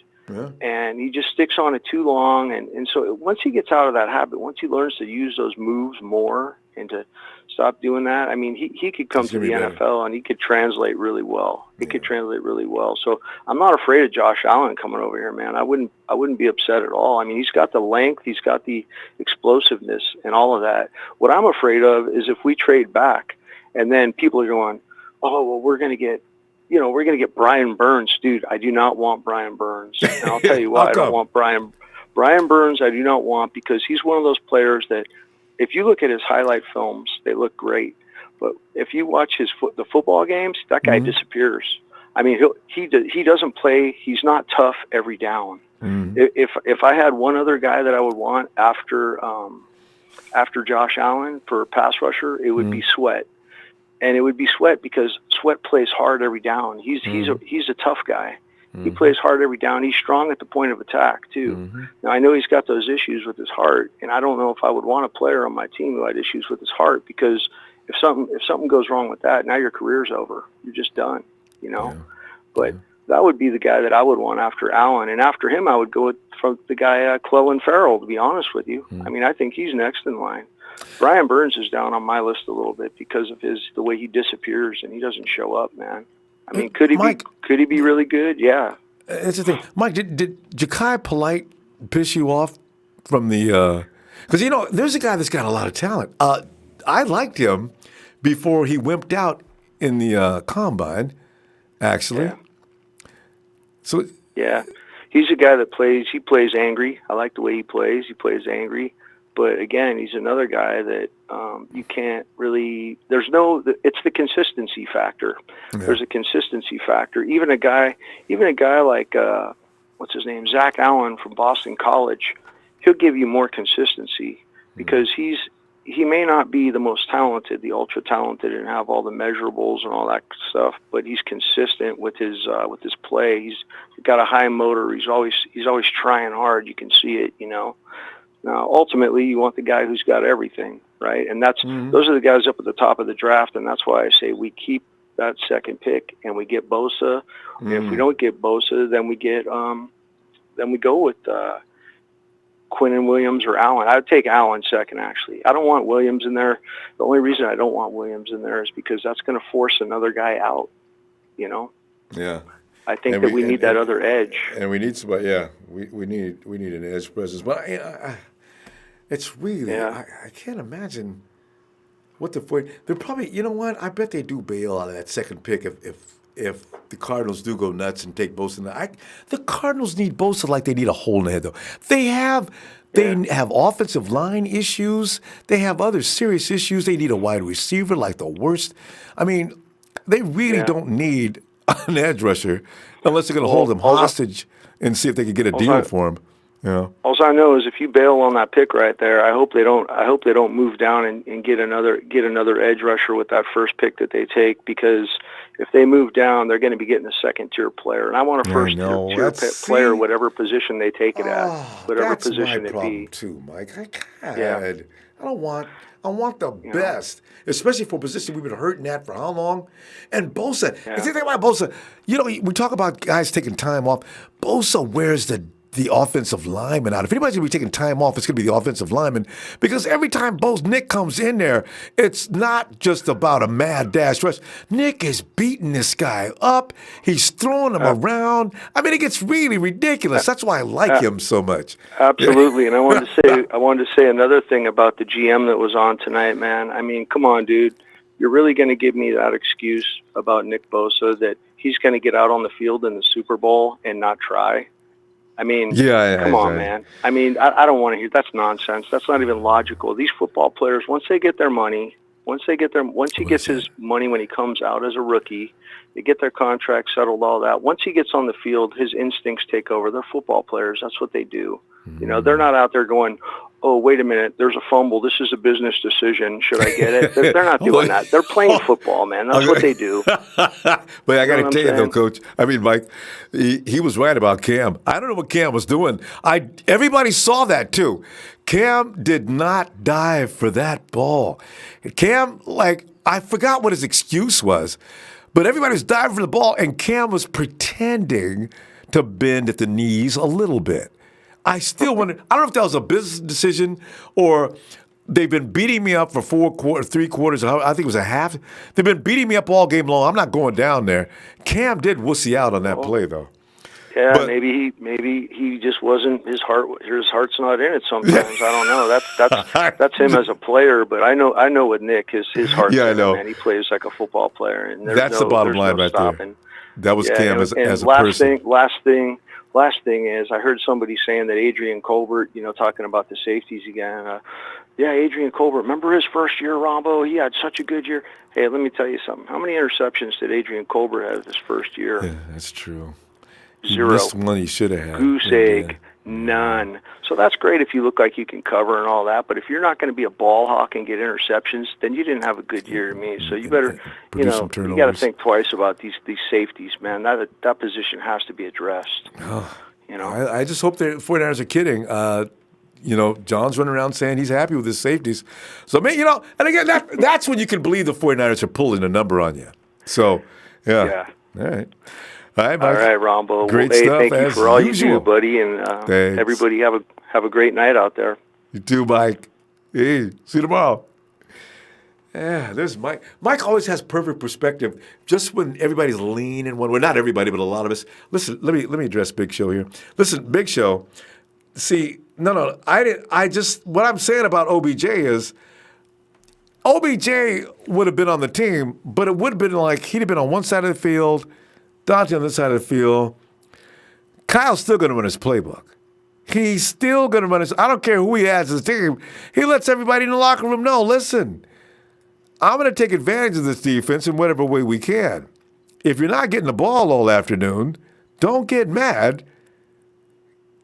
Just remember, there's no I in team, guys. You maybe get OBJ because he draws more attention from the defense or something like that. But I'm spreading the ball around. If George has got a fish that he's beating up all game long, George's going to get a lot of shots. If OBJ had somebody who's working, we're going to him. If Dante's got a guy that has no clue as to how to stop him, Shanahan he is not prejudiced when it comes to that. If you're doing a good job, I'm going to get you the ball. That's what I meant. There's no foot shot there, Show. And he showed that in the Falcons game against Belichick, who tried to take away Julio. That played right into Shanahan's hands. Good. Take Julio. It's fine. Falcons should have won that game. But that's why Shanahan is concerned about his defense now. You got to believe that. Hey, is Demetrius awake now? Oh, Demetrius. Demetrius. Wake, Demetrius.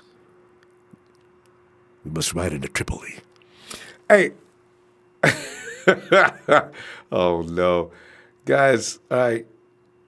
Guys, remember, we were doing well today. Let's not start the fighting inside the house, all right? Please, guys. Say a couple of words, personal shots. You got to stop. All right. If you just take Big Show. Terry Lewis says, we already have a player in Goodwin who stretches the field and takes a cornerback and safety with him. Yeah, I know, right? This is why when you look at DK Metcalf, and nobody loved him from DK more than I did. Actually, DK's he's kind of useless for us. Damn it. Boy, I like DK. If he could have ran route a little better, because DK's a straight line runner, but Shanahan may decide to get up off his policy and take DK and use DK for what his strengths are. I don't think Shannon's he likes detail and things like that. This is why last year when Jimmy G threw that interception and Kendrick blew it on the route, it's all about ball placement. That's supposed to be done in practice, right? If Jimmy looks left, looks right, boom, throws the ball in a spot, you're supposed to be there.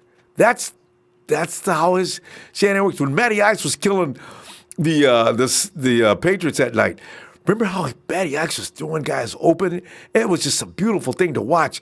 Green Bay Packers got iced the same way. This is the way Shanahan's magic works. This is why I'm saying you don't need to be a $50 billion man. You need to be talented. But if you could just run route and do as you're told and get that timing down, I could pay you $2.99 a game. If you can do that, I'm just as happy with that. We're still going to win. See? So the Glory Boys can get paid. It's like I keep asking people who keep talking about, you're the number 1%. Name me the last team that won a Super Bowl with that number 1 receiver. Crickets. That's all I hear. Jim Thorogood says, no wide receiver comes in as a number 1. You need to target a guy 150 times, have him catch 100, then we have a number 1 receiver. Give Jimmy G a full season of system, we will have a number 1 receiver. The gospel dang truth. You don't need a guy to be walking around the card carrying number 1. He will become a number 1. It takes something else, too. With Jimmy G, you got about 2 or 3 guys out there number 1. With Tom Brady, you got 2 or 3 guys that are number 1 receivers. It's about the system. And a solid quarterback can make a good receiver better. This is why I keep crying about how Roethlisberger made a superstar out of McDonald. God! Because he's now Big Mac's got a quarterback. Dang. Angel Cortez, that's up, fam. It's been a long time, Angel. Good to see you, fam. Antonio Kidd says, we're going to be a damn special unit to watch and see. It's going to be strong and fast. Team Go Niners. Go. Hey, Antonio. We renamed the 49ers Fast and Furious. Tearing them. The Bud Man's back. DK can run routes. Maybe not every route, but the ones he does, he does them well. You don't have to sell me on DK, man. If they draft DK, I'm gonna be and there may be those who really pay attention to that kind of thing and get mad. I won't. Boy, I love DK, man. I want to see that dude come in. And I'm hoping maybe Wes Welker, the guys we got, maybe they can show DK how to do it. They got to get him into some kind of yoga class and loosen him up at the hips. The cone drills I think DK ran one of the worst cone drills in cone drill history. DK was out there, you could hear the muscles cracking. DK must have sounded like, what's that, RoboCop?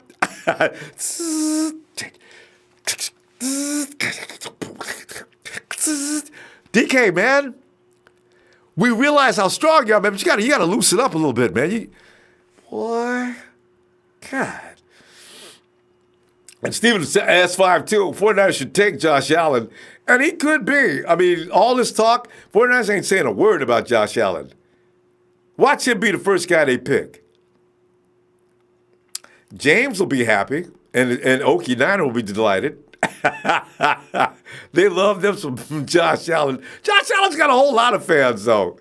I actually, amongst 49er fans, if you take a poll, I do believe Josh Allen will be ranked number 1. Bosa gets a lot of hate. Eternal Life says, hey, what's up to Eternal Life? What's up, fam? And Mike, I got to read it. Mike's chick, 808. It's actually, you're wrong about that. Coward said around the 2017 draft that the 49ers are going to stack the offense in the second draft of the Lynch-Shanahan era. I remember that. Mike, you must be talking to Big Show. Big Show told everybody after that first year, next year it's going to be Shanahan's draft and we're going to go all offense. We did pick up some offense last year, though. Well, not really, huh? Well, no, first round we picked up McGlinchey. Second round we traded up and we got. He's kind of right, actually. Second round we went up and got Dante. The third round, we went and got Warner. And mind you, and you know how I hate giving Big Show credit, but he picked out Warner, and we picked up Warner in the third round. Didn't we?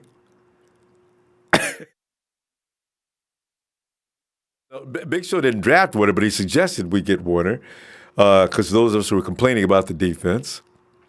So Big Show was actually right on the first 3 rounds of the draft last year. And you know, I really hate having to admit to that. We picked up Contavious Street, though, in the 4th round. And then we pick up Marcel Harris in the 5th round. We picked up Richie James, 6th round. And so, you know, unfortunately, you have to listen to Big Show, Micah Sink, if he's the one you're addressing. I don't know. As bad as I hate to do it. Big Show, shut up. Anyway, Avatar Singh says, please get along. Yeah, guys, come on, guys. Don't start with the ridiculous infighting. Daniel Placencia says, don't know who to draft, Bosa or Williams. I don't want to draft Williams because we have a bleep ton of DTs, but we can rotate them. But Bosa would cause more pressure off the edge, and that's what we need. See, Daniel, I see that's the way I feel, but I'm hearing so much from the other side that they've got me thinking now, and I don't want to abandon my own hopes, but I started to believe that some of the things they're saying are true, and I didn't want to do that. I want the Bosa child in Santa Clara. Kenner says the only real cowboy is Justin Smith. That's right. Dallas has got a bunch of wannabe Cowboys, you know. And where is Demetrius still? Is Demetrius available yet? Demetrius passed out on us, huh? Okay. And Terrence says, I agree with the wide receiver theory. Kyle game plans on matchups and will never focus on one weapon. That's just the way it is with Kyle. That's why it makes him Kyle Shanahan. This is why teams have such a hard time trying to deal. You figure like this. Kyle's going to line Tevin and Jerick McKinnon up at the same time all the time. You know, you put Jerick on the backfield. You know what I would do? I'd put Jerick and Tevin in the backfield at the same time. I got them going both ways. And what do? I drop off a screenshot to Juice. You know, because Tevin and Jerick have already got the linebacker said, oh, shit. I can't keep up with this guy. Give me some safety help. You know. This is. I see a comedy going on out there with trying to deal with the 49ers offense already. This is why when people laugh at me about talking about how Jimmy G is going to be ranked about the number 4 quarterback in the NFL or number 5 quarterback in the NFL by week 4, people start talking about A-Rod and Breeze and all the other guys. You know, I said, you know what? You guys, you just don't understand Kyle Shanahan. You can't put the wrong weapons in Kyle Shanahan's hands and expect him to lay back and play flanker to some of these other quarterbacks around the league, especially with Jimmy G, who's a gunslinger, a daredevil, and he'll throw the ball. Jimmy G doesn't care how many interceptions he gets because for every INT Jimmy gets, he's going to score. This is why I don't worry about Jimmy G's INTs. I want him to stay daring. I want him not to be scared because, frankly, Matty Ice lost that Super Bowl because he started seeing ghosts. He started getting scared, and that's what did it. People keep blaming Kyle for making that play. They had been doing the same thing all game long. Ice froze. See what I did there? Zero Cool says, trade down, quit tripping, Ronbo. A-Rod. A-Rod. Number 24, Ed Reed. Wait a minute. What is it? Ed Reed, number 24. Palomalu, number 16. OBJ at 12. Donald at 13. Willis, number 11. Revis, number 14. Trade down with Giants. Get another first rounder, 6 and 17. Get Gary and Ferguson.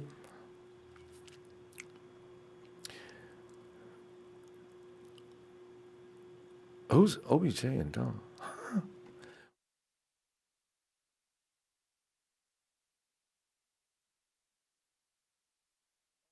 I see what you're saying. Now I see what you're talking about. Yeah. No, okay, that's fine. But these guys are not. This is not the norm. This doesn't happen all the time. And wide receivers are never picked first anyway. So there's none of that. Aaron Donald, I'll give you credit on that. Willis. Did we trade down to get Willis? Yeah, we guess. Revis. Yeah. If you get lucky, If this happened every year, I'd get behind. It doesn't happen every year. Last year's first rounders, and I told somebody, give me your first 5 or 6 picks of last year's draft and tell me what they did this last year. That's Big Show. He says, I don't give a poop about any other team and how they won their Super Bowl. We won all 5 hours with Jerry and the Joe connection. A show you're never going to get a Jerry Joe. It's not going to happen again. This is the modern NFL. You've got to be careful of how you go about doing things, and things have changed. This is what I'm saying, So, number 1 receiver is good enough, but still, I look at last year, the best example is the Steelers. Juju Smith-Schuster, man, and Antonio Brown, both over 1,000 yards. Them fools didn't even make the playoffs. So they had a good running back, too.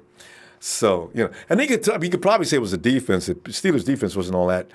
Angel Cortez says if we can get a Chris Lindstrom in the 3rd round, we would solidly solidify our garbage. Oh, God, yes. Daniel, it's Daniel, SF49, 5249. Lindstrom and Jordan to bolster the offensive line. Got to improve that interior line, especially at center. Opposing D-lines keep blowing up our center and sacking our quarterback and stuffing our running backs. We need a center. Agreed. Because Weston acts like he was just playing on fumes that last few weeks. Because we got Matt Breida, if he could, Matt Breida doesn't need, he's like, I don't want to compare him to Gale Sayers, but Gale Sayers always told him that you give me 6 inches of daylight, I'll take it from there. See, that's why when you look at like Matt Breida, same thing. You give Matty 6 inches, he's out of here. But the offensive line has got to do that. They got to do it. Jim Thorogood says the Cowboys and Raiders are buddies. If DeMarcus goes anywhere, it's the Raiders. Ain't that the gospel truth? Boy, Jim.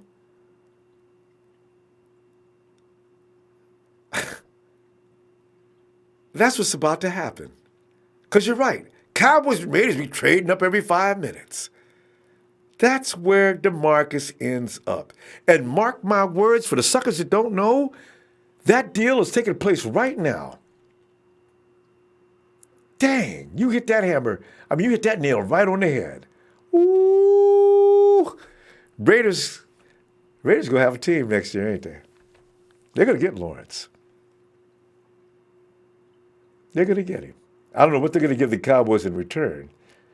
They may give the kid they just got the year before last out of the draft. Mark Espinosa says, love you, brother, and thank you so much. Oh, thanks, Mark. Light of the Empire. It's my pleasure, believe me.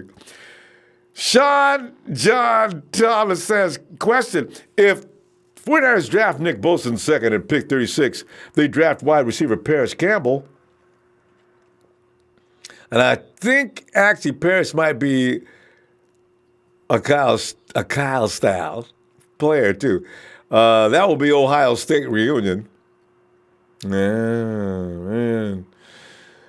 Yep. And Paul Salvis, I just don't get the confidence people have in our wide receivers. I think we have to go wide receiver with the 36th pick. We need a guy that scares defenses. Paul, the reason why I don't worry about that is because in his last 5 weeks in 2017, 49ers, Kyle Shanahan, Jimmy G led the league in yards per game. Jimmy G was throwing over 300 yards a game in those last 5 weeks, and we weren't even ready to go yet. This is why, as I say, this fear that the 49ers aren't going to be able to play because of the current wide receivers they have, it's blown way out of proportion. Now you've got guys that have played with Jimmy G a little longer. Now you've got Jimmy G who knows the system a little better. My fears are erased as soon as I see Tevin Coleman and McKinnon. And and even use check. I got 3 guys on that side that are already going to do damage. That's also going to make a DC think, what the hell am I going to do? Now, as I look out, and trust me, if you don't think that next year, both in combination, that Dante Pettis and George Kittle aren't going to destroy defenses, you're not paying close enough attention. This is why I don't say I'm going crazy about a wide receiver. I'd like to have one, though. I'm not going to say I don't want one. In Keel Harry, I kind of like that idea on the other side of the field. But as far as the 49ers being able to not move the field ball because they don't have any wide receivers, no, I'm not going for that one. No. Mike DeCourt says, Sunday night, is it Ronbo and Sunday night oldies go together like peanut butter and jelly? Thank you for everything you do, Rob. You got it. Salvador Brzezinski says, my niece got suspended for school for verbally attacking Raider fans at school Friday morning, saying things like, 34-3, suckers. Never have I ever been more proud in my life. Give that little girl a hug for every 49er fan on the planet. And I think you should take a drive up to school and ask them what is their problem. You know, get right in the principal's face, whoever did that. Listen, first of all, are you a Raider fan? What do you mean by excusing my child from her education? I'll have every lawyer in the city in here that likes the 49ers in your face in 5 or 6 minutes from now. Do you understand? She will be back in class tomorrow. I don't like Raider fans. I don't appreciate your attitude. I'd go nuts on him. Daniel says, we also need a tight end to back up Kittle, who'll be Kittle's backup. Oh, that's why I told Kittle, man. I wrote on Twitter on, man. You know, T-Hawk, the Hawk. He's H-O.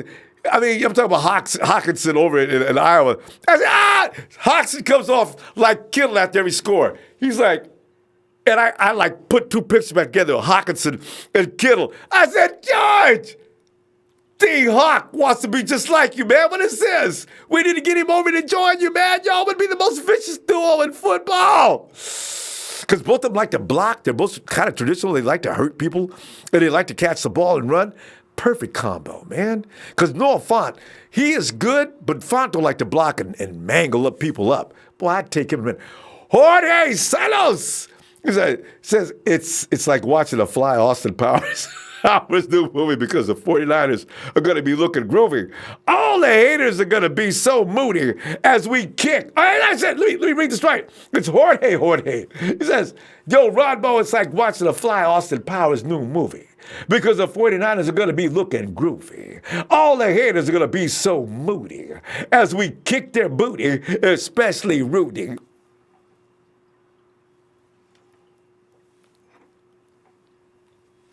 I enjoyed that. And there's Coach Tim. He says, hey, what's up, fam? I'm going to say it again. We need that second edge rusher. Bosa or Allen, we must have them. I agree. I said I know the 49ers, when they talk things over with Chris Kasurik and Chris, sorry. Well, anyway, when they talk things over, Salas and all the guys, the defensive line, I think they're going to come to the conclusion that we're good in the middle of the field, and we do need pressure. And we can't, what I worry about the most is if something happens to D Ford, you got to have somebody get over there that edge. We can't have that edge vacant and have to depend on people to come over there and try to get it done. Ooh, you talk about call 911. It's an emergency situation. And Michael Agg says, and with you, Ronbo, not sure why these guys calling in want to drop down so much. When you got talent in front of you, if you take them and stop being greedy for more picks, it's the guy, not the average guy. See, that's my mindset. I want to get the best. I'm really, because we never do. We got McGlinchey last year. He was the best at that particular pick, but you know. Here's Big Show again. He says 2017 doesn't carry over into the next season. You can't keep going back to those last 5 games. No, but my point is this. It's not necessary to trade down to be good. That's my whole point, Show. It's not necessary. So you can get the best high-quality pick you can get. You know, Kyle's going to move the ball. I don't care who's out there. You can get a bunch of Girl Scouts out there. If they've got any athleticism, know how to run routes, his Jimmy G's a quarterback, they're going to get the ball. And they're going to make catches. And they're going to get yards. We overrate the need for that kind of the quarterback. The 49ers are going to continue to try to get that kind of a guy, but they don't need a bunch of them. You know, I need a bunch of good guys. I don't need anything less than a 2. I mean, a 3 is not what I want.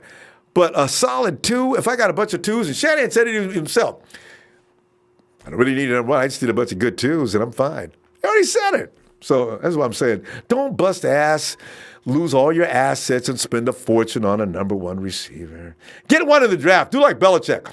If he happens to come out of the draft and he's got that kind of potential, all right. And when his contract's up, you do the Belichick. All right, kid, take care. If I got you, I could get another one, you know? Jim Turtle says a third this year, a 3 and 5 next year to Dallas for DeMarcus. Trade to the Giants for 6 and 17. Take Devin White at 6 and Jalen Ferguson at 17. Take Debo round 2. That's a nice deal, though. That's a nice deal. I can live with that, you know? Because you addressed a lot of needs with that. As you get DeMarcus Lawrence, boy, you talk about a dude who sit back and relax, boy, because we have addressed my biggest fear. Boy, all I would just have to do after this, you know, I can just go ahead and just say, I don't care who we get from here. I'm good. Yeah! Darren says, people tend to forget that Ford can cover a bit too. On third down, we can also put Bosa at Leo and move Ford to the Sam. See, there's some versatility right there, you know. Because let's face it, Bosa is just a wrecking machine coming off that edge. You know, people are going to say we can't do anything with him. There's a scenario right there, you know. And Quentin Hunter says Bosa's not proven to him. And you know, Bosa, you know, in college he didn't give himself, he didn't stay on the field because he was, you know, making business decisions. And it worked for him. He's like the number 1 consensus player at the edge. Hank Moody says, every time I see a video on YouTube of people talking about playoff teams and don't name us, makes me think, oh, boy, y'all MFs in for a ride. I know, Hank. And the networks, you know, they clown us, you know. But, you know, this is what we deserve. We haven't done anything in a long time. So, you know. John Thomas, check out Josh Oliver, tight end San Jose State to help Kittle. You know, nobody talks about tight ends. I wonder how long Kyle continues to roll with Selleck. It's a good point. Wouldn't it be funny if the 49ers pulled the tight end and didn't wait until the 6th round to get him? You know? Because the guys last year, that guy that dropped that touchdown, Dwilly, dropped that touchdown in the end zone, I could have almost passed out. I mean, he's standing all by himself. Blink. Oh my God. We could have turned the whole tide of the game if he made that catch. That was in a Cardinal game, by the way. Wasn't it? Or was it Chargers? Or was it against... Did Jimmy hit him with that ball against the Chiefs? Oh. We didn't see Dwilly for weeks after that either. Kenny says, second Corona and my eyelids turn it down. Good night, Joe. Good night, Kenny. Only took Kenny 2 Coronas and took him out. Joe Cool says, yes, we should stop shopping at Walmart. We should shop at Targets. You know? Oh, man. Ralph Delso, we need more size for receivers. Hakeem Butler, Jazz Ferguson. We need to stop getting receivers that are only 6 foot or barely touching 6 foot to be our number 1. See, Ralph, we don't have a number 1. We have buckshot. We don't just shoot one bullet at teams. We shoot sprays. Kyle gets guys who can get separation, which is very important. You need guys who can run routes. Kyle makes no bones about that too, boy. Kyle does not care how big you are. If you can gain separation, you may as well be 4'9". This is why, you know what? Even though I don't mind getting a big receiver, if Kyle pulls, look out for Andy Isabella. I'm telling you, man. I'm saying, be surprised. But I would Hakeem Butler or Jazz Ferguson, especially Butler, I would like to see. But I understand Butler has issues catching the ball, though. But I understand he's been working hard on that recently. I mean, I don't know if he's got a jugs machine, but he's working hard on his catching, and that's why you can get him in the 4th round. He does get lots of drops. I don't know about Jazz Ferguson. It seems like the same thing is said about him. Your smaller guys seem to be more technically sound, is why they do better in the NFL than the long, tall guys. You got a few guys, and then you look at Alshon Jeffrey in the playoffs. Wow, what a critical miss. Anyway, fam, I'm going to go ahead and take off. I'm feeling like I do kind of smell. I think a pizza's been here for a little while, actually. I hit that like that. Tomorrow night, let's get together for Raw, and we will not be late. This I promise you. Fam, have a wonderful night. Remember tomorrow, April Foolish. Don't watch out for the fools, man. They're going to be out there trying to do you. and countdown to 25th.